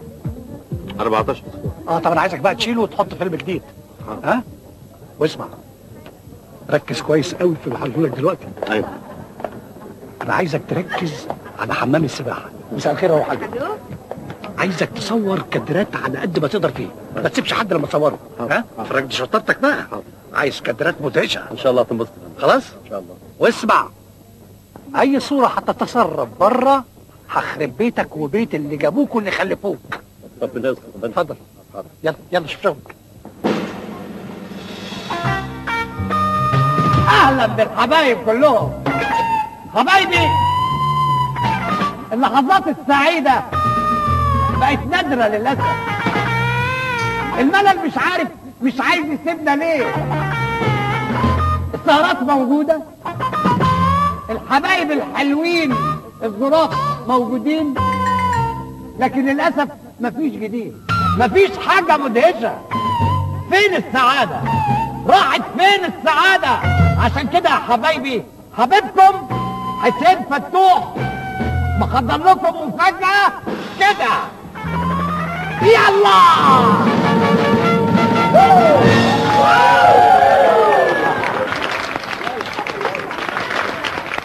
العربيه دي هديه مني انا لاي راجل او اي ست محترمه من اللي شرفونا الليله دي.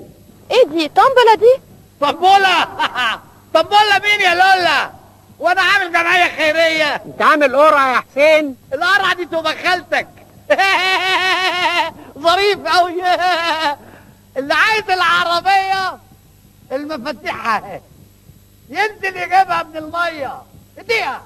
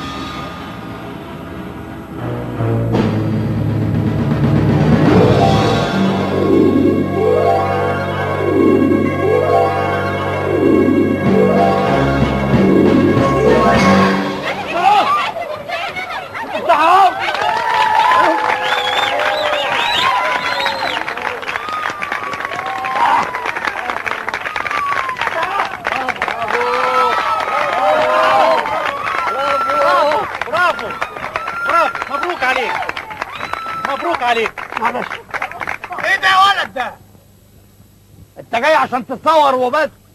انت من ضمن المدعوين؟ حضرتك ما حددتش يا باشا، انت قلت اللي عاوز عربيه ينزل يجيب المفتاح بتاعها وانا كسبت يا باشا. ايوه، من حقه العربيه. ما تديها له بقى وتخلصها. اديله ايه؟ اديله في اسنانه، ده غلط والمفروض ان هو يتعاقب. عقاب يا باشا، بس الناس دي كلها عندها وعايزه ونزلت. انا ما اعذرني يا باشا، انا ما عنديش وعايز ونزلت يعني. يا ولد بره بره حيوان. هات مفاتيح، هات المفاتيح، هات. استنى، فين الفيلم؟ هات الفيلم. ما شاء الله، عربية. فين يا باشا؟ هات هات. انزل ولد.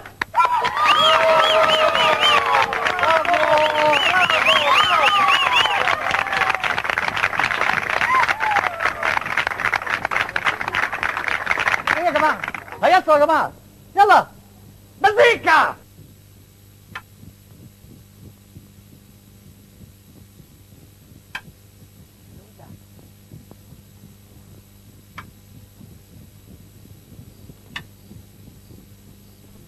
لوزة،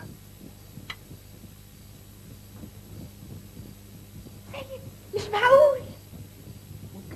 هو ايه اللي ممكن؟ اطلع اطلع اطلع. خير يا رب خير. يا ترى مين يا سيد؟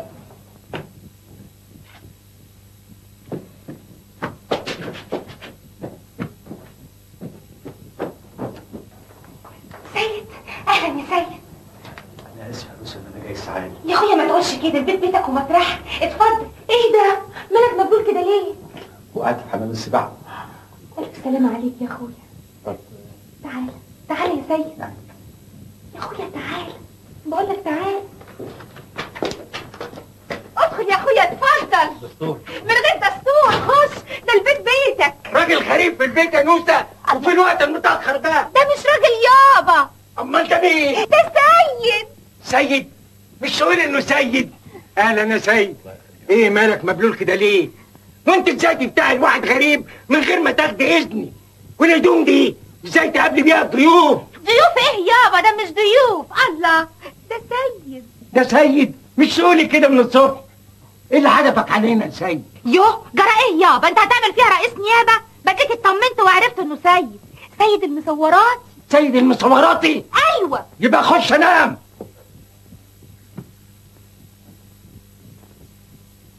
اقلع يا سيد. اقلع ما تخافش. اقلع بس. هجيب لك هتمتين من عند ابويا جوه. لا لا لا لا معلش يا سيد اقلع لحسن تعيا. لا معلش، انا مش عيان، انا كويس. اقلع يا سيد.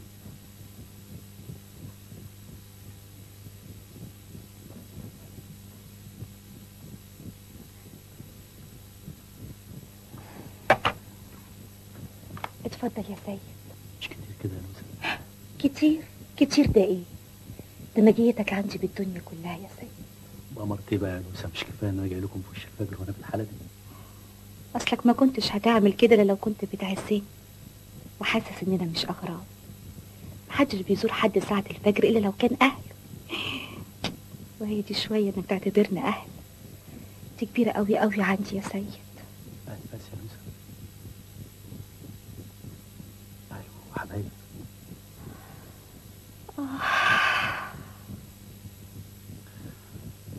اوعى تفتكري يا نوسة ان انا جاي هنا عشان اسوي هدومي ولا استنى لما هدومي تنشف. لا، انا بعد اللي حصل النهارده كنت محتاج حد اتكلم معاه ويسمعني، يطيب خاطري لما اكون متضايق، يسمعني كلمه حلوه لما اعمل حاجه صح. سنين طويله يا نوسة وانا مش لاقي حد اتكلم معاه استريح لي واستريح له. عشان كده لقيت نفسي جيت هنا من غير ما احس.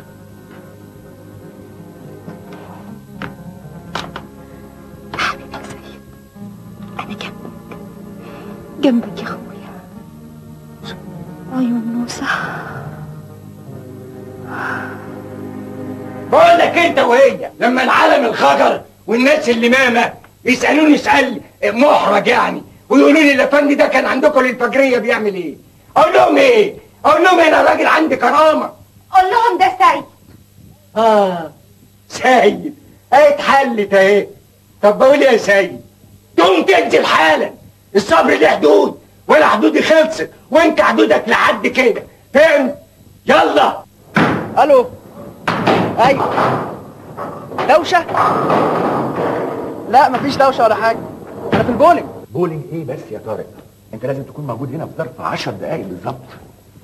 عندنا ضيوف مهمه جدا ولازم تكون موجود، فاهم؟ طارق بقول لك ايه؟ انا بقول لك تعالى بسرعه، مش سوق بسرعه. اوكي يا حبيبي. Is everything ready? Yes, madam. You can go now. ايه جرى ايه؟ جايبيني عماله وش ليه؟ طارق اطلع البس شيك جدا وانزل اقعد مع الطفي والضيوف. مين الضيف المهم اللي عندنا؟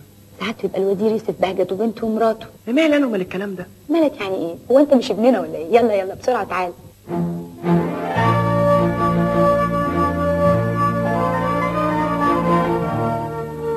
على فكرة طارق يبان رجل أعمال بس لسه في أول السن. هو فعلا يبان شكله أكبر من سنه.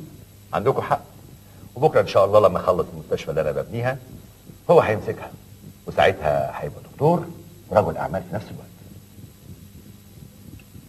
على فكرة يا طارق، ده اللي ماسكهم في جامعة أمريكية وبتحب الميوزك اللي أنت بتحبها. لا فرصة سعيدة جدا. أنا أسعد. سبحان الله سبحان الله. يوسف باشا، الولد والبنت زي ما يكونوا مخلوقين لبعض. فعلا يا عبد الحميد بيه، انا برضو شايف كده.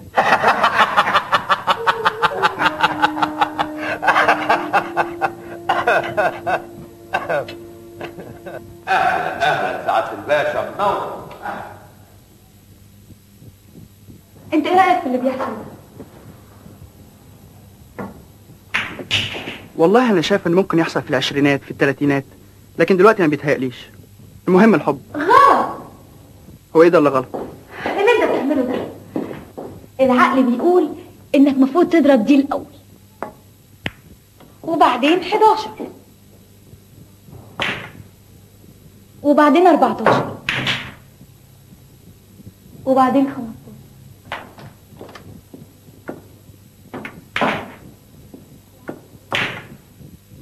العقل بيقول كده. بيتهيألي ان العقل دايما بيكسب في الاخر، مش كده؟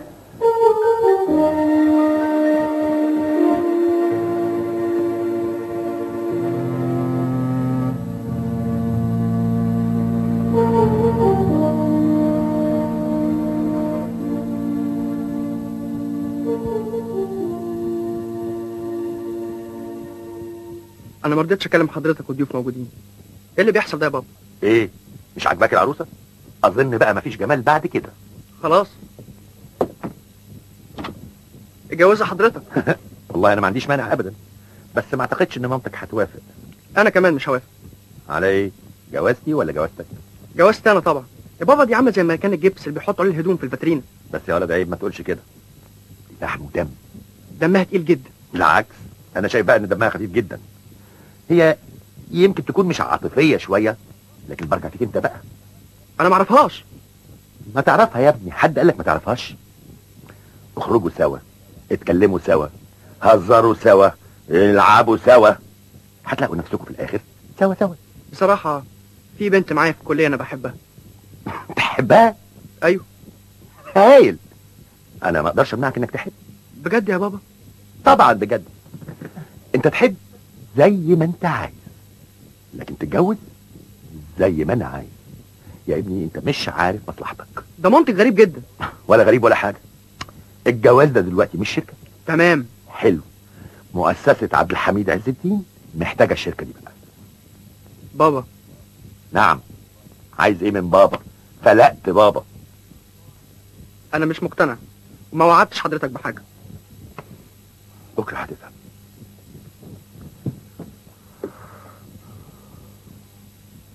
احساسي بيقول لي انك بكره هتفهم. تصبح على خير.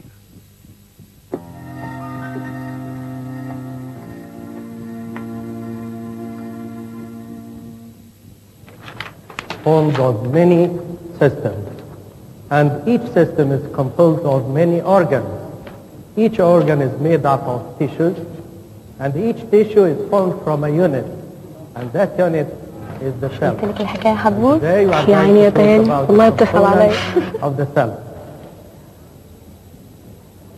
طارق يا طارق، طارق في ايه؟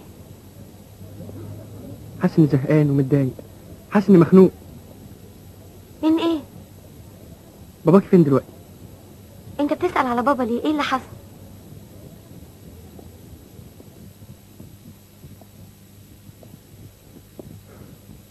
عندي مشكله كبيره وباباكي هو الوحيد اللي يقدر يحلها لي. طيب ممكن اعرفها؟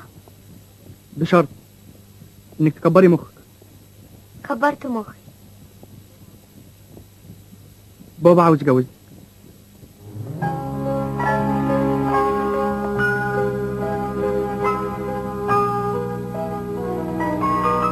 تهاني، المسألة دي تخصني لوحدي وانا قادر ان احلها. هنفضل مرتبطين ببعض لاخر العمر، وهنتجوز يعني هنتجوز.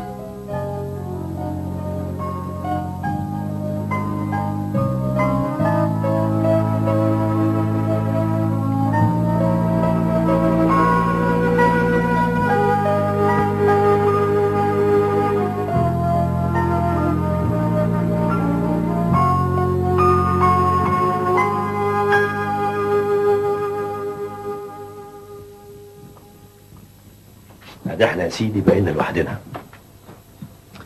اتفضل.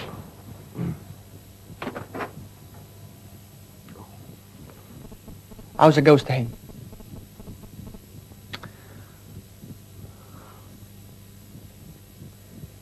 طيب مش لما تتخرجوا وتبقوا دكاترة؟ لا، الايام دي، الاسبوع ده، الشهر ده. طيب انا مش شايف ايه لزوم الاستعجال ده. ولزوم التأجيل؟ الجواز شرع الله وسترة ليك وليها، بس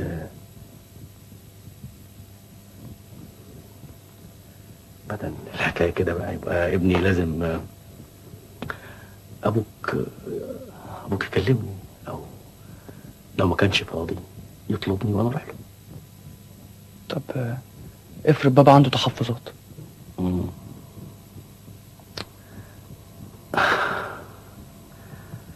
شوف انا مش عايز حاجه من اهلك، لان الراجل بنفسه. انا عايزك بالهدوم اللي عليك دي، وفي نفس الوقت مش عايز احرمك من اهلك ولا احرم اهلك منك، لان الاهل هم الاهل برضه مهما شرقنا او غربنا. وبعدين كل اللي بطلبه منك انك انتوا تستنوا شويه لغايه لما تتخرجوا وتبقوا دكاتره، ساعتها التحفظات دي. افهم من كده ان حضرتك مش هتوافق الا بموافقه بابا؟ ومش اي موافقه، ده لازم يبقى موافق ومبسوط وراضي وفرحان. انا بنتي مش هتبقى بنت الجناين اللي هتتجوز ابن الباشا وتعيش خدامه في بيته، لا، انا بنتي هتبقى هانم في بيتها وراسها مرفوعه فوق. انا مش هنبسط ان بنتي تاخد واحد غني عشان يبهدلها، انما ابقى فرحان انها تاخد واحد يعزها ويصونها، سواء كان غني او فقير. يعني ايه؟ يعني اللي انت سمعته. انا هكلم بابا. بابا مش ممكن هيرفض لي طلب. عن اذنك. طارق، مش هسمح لك تجرح قلب تهاني. تخافش يا عم سيد، ده وعد رجاله. حفظ الله. ايه يا سيد؟ مفيش حاجه، كل خير ان شاء الله.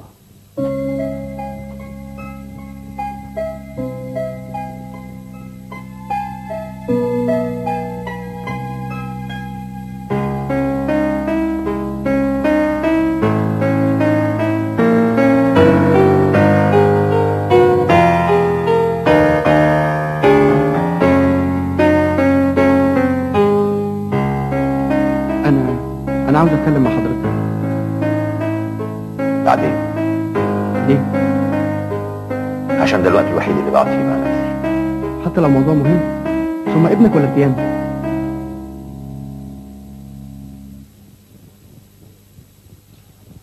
خير يا دكتور؟ انا عاوز اتجوز. فعلا؟ لا، انا عاوز اتجوز طارق، انا اتفقت مع الوزير يوسف بهجت. عارف يعني ايه اتفقت؟ عارف، بس حضرتك اتفقت على حاجه تخصني. مفيش حاجه في عرفنا اسمها يخصك ويخصني. احنا واحد، امبراطوريه عبد الحميد عز الدين لنا كلنا. اوعى تكون فاكر انك هتبقى دكتور وبس. لا لا لا، ده انت ابني الوحيد، كل ده ليك وانا بحافظ لك عليه، لانه جوازتك ببنت الوزير هتبقى معانا السلطه كمان. وصدقني مفيش اقوى من السلطه والفلوس والحب. الحب شيء عظيم، صدقني ان الحب شيء عظيم، الحب شيء هايل، لكن للاسف الزمان ده بيروح بسرعه. اللي حواليك بس، اللي حواليك لو حافظت عليه بطريقتي هو اللي مش هيروح، وهيفضل ليك والاحفاد احفادك. انت طارق عبد الحميد عز الدين، وده شيء لا يمكن تغييره، لكن اي حاجه تانيه ممكن تتغير او احنا نغيرها.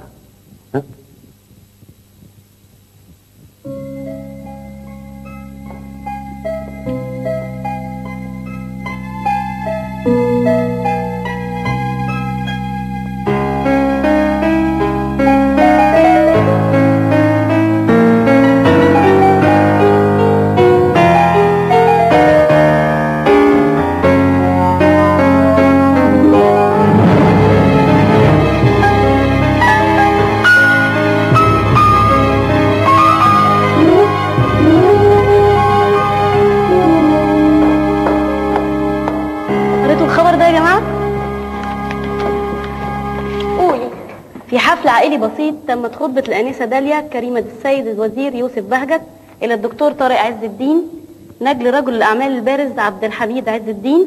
قد حضر الحفل الخطوبة أفراد الأسرتين. حسه مرهف قوي طارق عز الدين. وايه المشكلة؟ ما هو ده العادي. على فكرة انتوا مش طالبة في كلية الطب، انتوا جزارين في سلخانة. يا عم اسكت، هو انت فاهم حاجة؟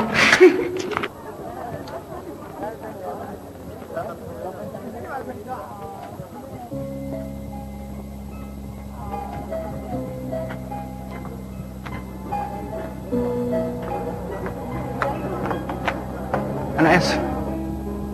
اسف ليه؟ هو انت دوست على رجلي من غير ما تقصد؟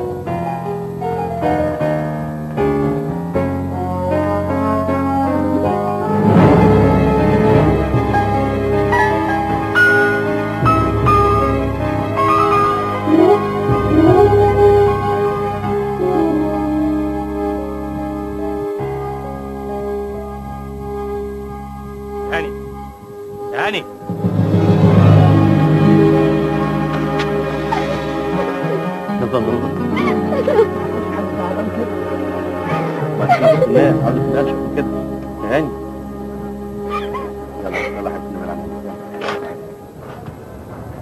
لما جينا هنا انا وانت وستك كان عندنا امل في بكره، وانت بكره بتاعنا يا تهاني.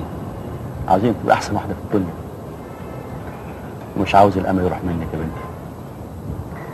يا عبيطه، الواحد يزعل على حاجه كانت في ايديه وراحت منه، انما يبقى غلطان لما يزعل على حاجه كان بيتمناها وما جاتش. هو كان ممكن يرفض بس استسلم وبعني من غير حتى ما يفكر.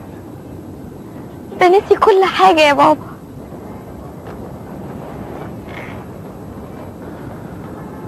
كل حاجه يا تهاني. كلمي بنت الله يرضى عليكي. اوعى يكون. لا يا بابا لا، انا اقصد الحاجات الحلوة اللي عشناها وحلمنا بيها سوا. انا لغاية دلوقتي مش قادرة اصدق. انا ما قلتلوش يحبني، هو اللي حبني وخلاني احبه. انا عارف انك بتحبيه، بس انا عايز اقولك بقى انه ما كانش هينفعك. الناس دول مش من توبنا، جايز يكونوا كويسين بس احنا هنحس على طول ان احنا اقل منهم. بعدين ست الحسن والجمال هيجري وراها 1000 شاطر حسن. مستعجل على ايه؟ ده انت لسه في سنه اولى. كرامتك يا تهاني، كرامتك يا بنتي طز فيه. الصورة لما بتبقى وحشة بنقطعها وبنرميها، والصورة لما بتبقى حلوة بنحتفظ بيها، لأنها بتفكرنا بأجمل لحظات عمرنا يا بنتي.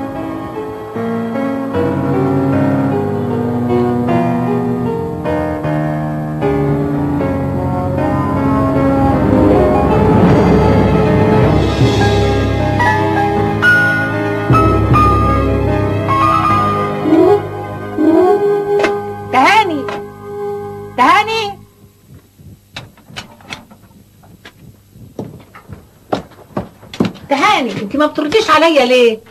ما فيش حاجة يا ستي، ما سمعتكيش. ما سمعتيش؟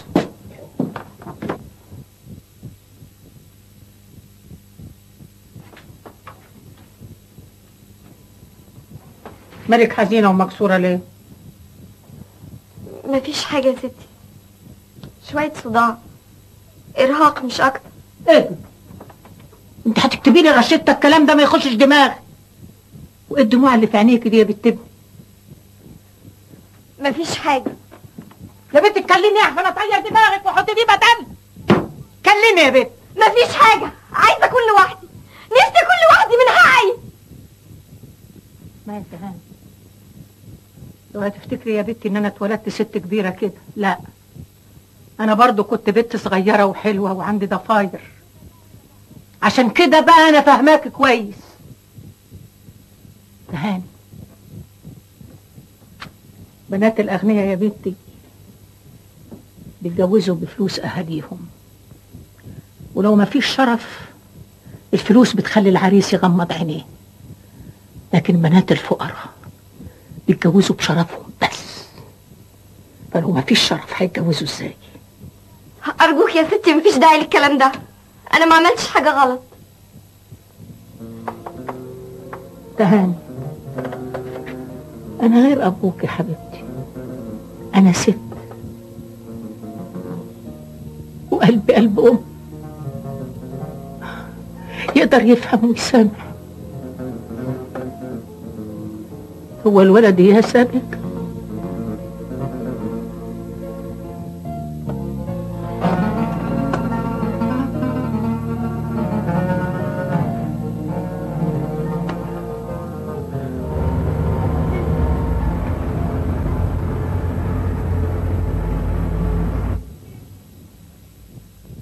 رايحه فين يا ستي؟ من فضلك انا عايزه اقابل عبد الحميد باشا عز الدين. عندك ميعاد سابق؟ لا انا مش محتاجه لميعاد. اتفضلي.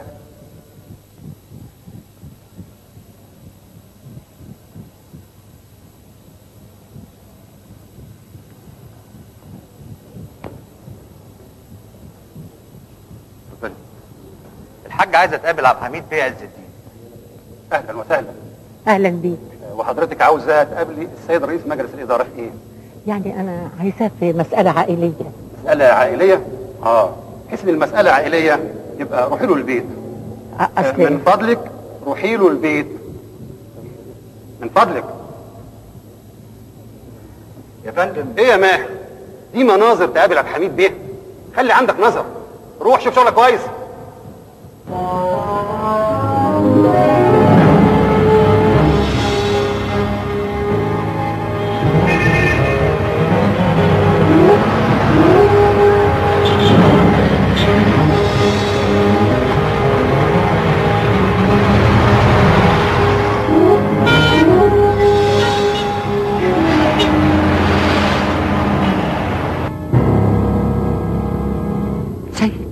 اللي جابك؟ ايه اللي جابني؟ ايه ده؟ انت امي. اول ما عرفت انك خرجتي قلت اكيد هتيجي هنا. ده احنا صغيرين قوي يا سيد. لا يا اما، ما احنا صغيرين، احنا كبار قوي، بس مش عارفين نشوف نفسنا.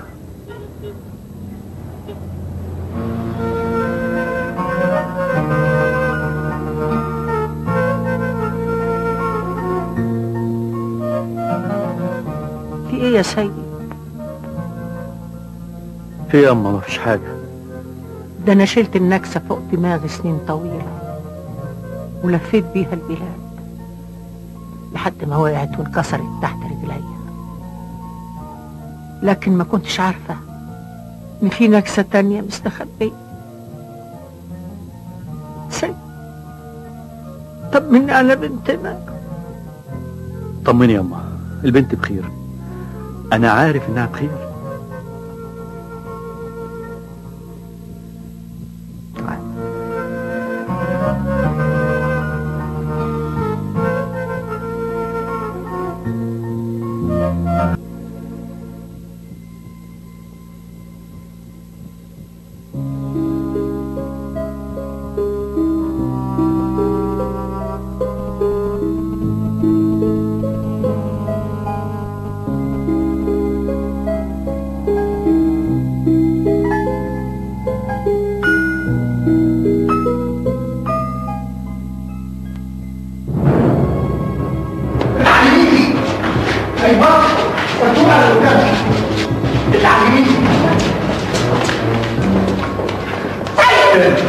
البيت راحت مننا. تعالي خلصت خلاص، الوردة المفتحة اللي كنا عايشين علشان نفرح بيها وتفرح بينا راحت خلاص يا سيد. يعني ايه راحت؟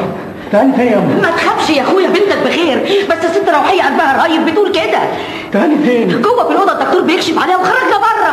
قولي لي بس حصل ايه بالظبط يا حاجة؟ أبدا، دخلت عليها لقيتها بتتكلم وتتحرك، رعت من صوت العيانة. الله يسترهم، انجدوني وجابوني على هنا.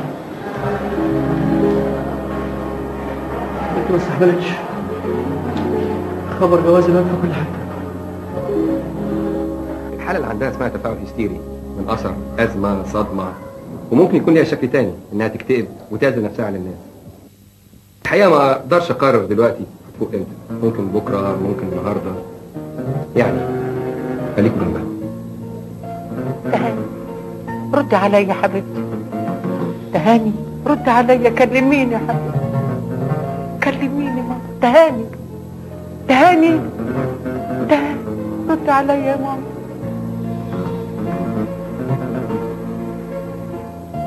رد عليا تهاني، كلميني، كلمي ماما. سيد، رايح فين يا سيد؟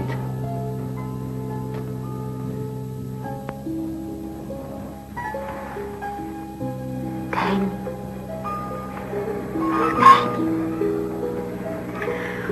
تهاني حبيبتي، أنا عارفة إنك سامعاني.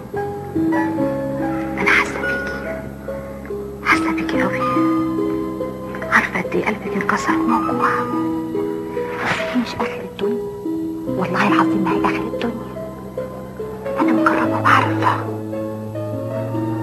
بكرة هتبقي ست الناس كلها، علشان خاطري، عشان خاطري تاني، عشان خاطرنا كلنا. اجمدي اجمدي تاني.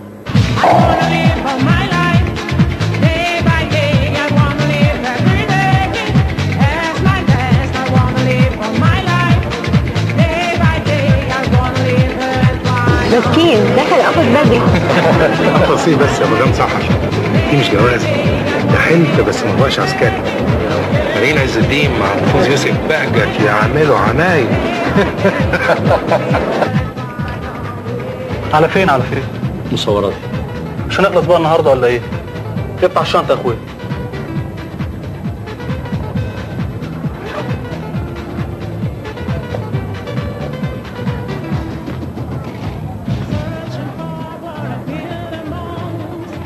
اتفضل.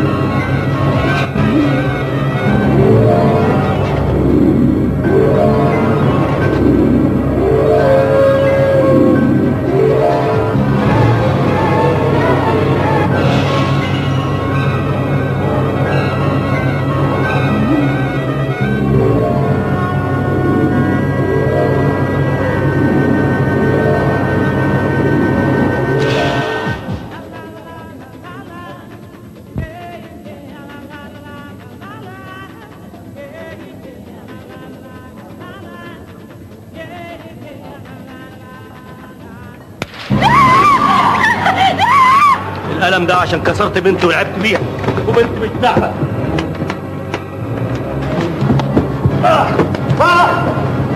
سيبوه سيبوه. ده عم سيد. عم سيد؟ عم سيد ده يطلع ايه كمان؟ ما تتكلم يا طارق. يا عم سيد في مقام عمه، انا حماه. على فكرة احنا ما نعرفش الراجل ده خالص. دي مؤامرة علشان يبوظ لنا الفرح. مش بعيد الفضيحة دي تسحب الكرسي من تحتك. فضحتي انت كمان. طارق اتجوز بنتك انت؟ خطبها؟ كتب كتابه عليها؟ فين العقد يا استاذ؟ طارق كان بيحبها وهي بتحبه، وفي عقد. عقد ايه ده؟ انت كذاب. انا عايز اشوف العقد ده دلوقتي حالا. انا مش كذاب، هي العقود عندكم ورق وبس. حضراتكم بتاخدوا قرارات بملايين الجنيهات، وكل مرة بتمضوا عقد ولا الكلمة بتبقى عقد. العقد ما بيعملش الحقيقة، العقد بيثبتها بس. كلمة أنا بحبك عقد، اللمس عقد، النظر عقد، الوعد بالجواز ده أكبر عقد. طارق لما جاني البيت وقال لي يا عمي أنا بحب بنتك وعايز أتجوزها، رحبت بيه وقلت له أهلك؟ قال لي أهلي ما بيرفضوليش طلب يا عمي. صدقني صدقته صدقته لان احنا بنصدق الناس الاكابر، ولاد الناس الاكابر. انا اسف والله العظيم، ما انا جاي ابوظ الفرح. ربنا يسعدكم، ربنا يسعدك، ربنا يسعدك يا بنتي. بس حقيقي انا كنت هموت من الغيظ لما كنتش ضربته القلم ده. ابنك عندك يا باشا، ما يلزمنيش. وبنتي عندي أميرة ملكة، حتى لو هي وأهلها مش لاقيين ياكلوا.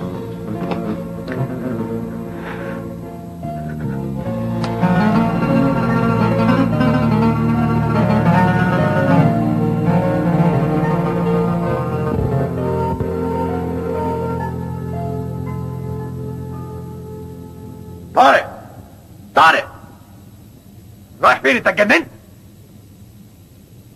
انا لو قعدت ابقى مجنون. يا ابني صدقني، انا بعمل كده عشان خاطر مصلحتك. مصلحتي مش في الجوازه دي بابا، احنا مش محتاجين، احنا عندنا فلوس كتير. انت هتتكلم زي شويه الحاقدين اللي بره دول؟ دول مش حاقدين، انا عشت معاهم وحبيتهم، ولو في منهم فعلا حاقدين يبقى احنا اللي خليناهم يحسوا الاحساس ده. بابا لو بتحبني بصحيح سيبنا نمشي. طب والمعازيم والعروسه والكوشه؟ ابنك ولا كل دول؟ ابنك ولا كل دول؟ عن اذنك.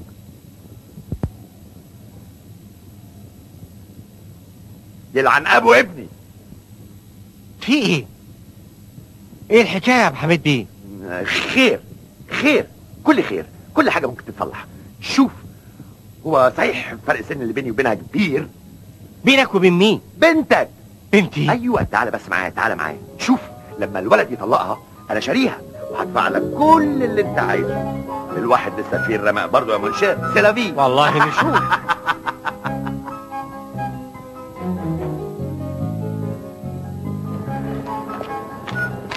ايه اللي نزلك يا حبيبتي؟ اول ما فقت حلفت ما هي قاعده في المستشفى. ما تقلقش عليا يا بابا، انا بقيت كويسه. الحمد لله. احسن.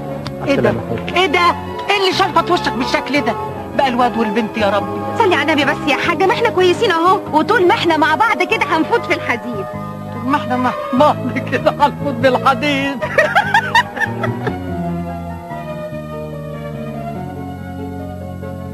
ايوه انا عاوز الضحكه دي.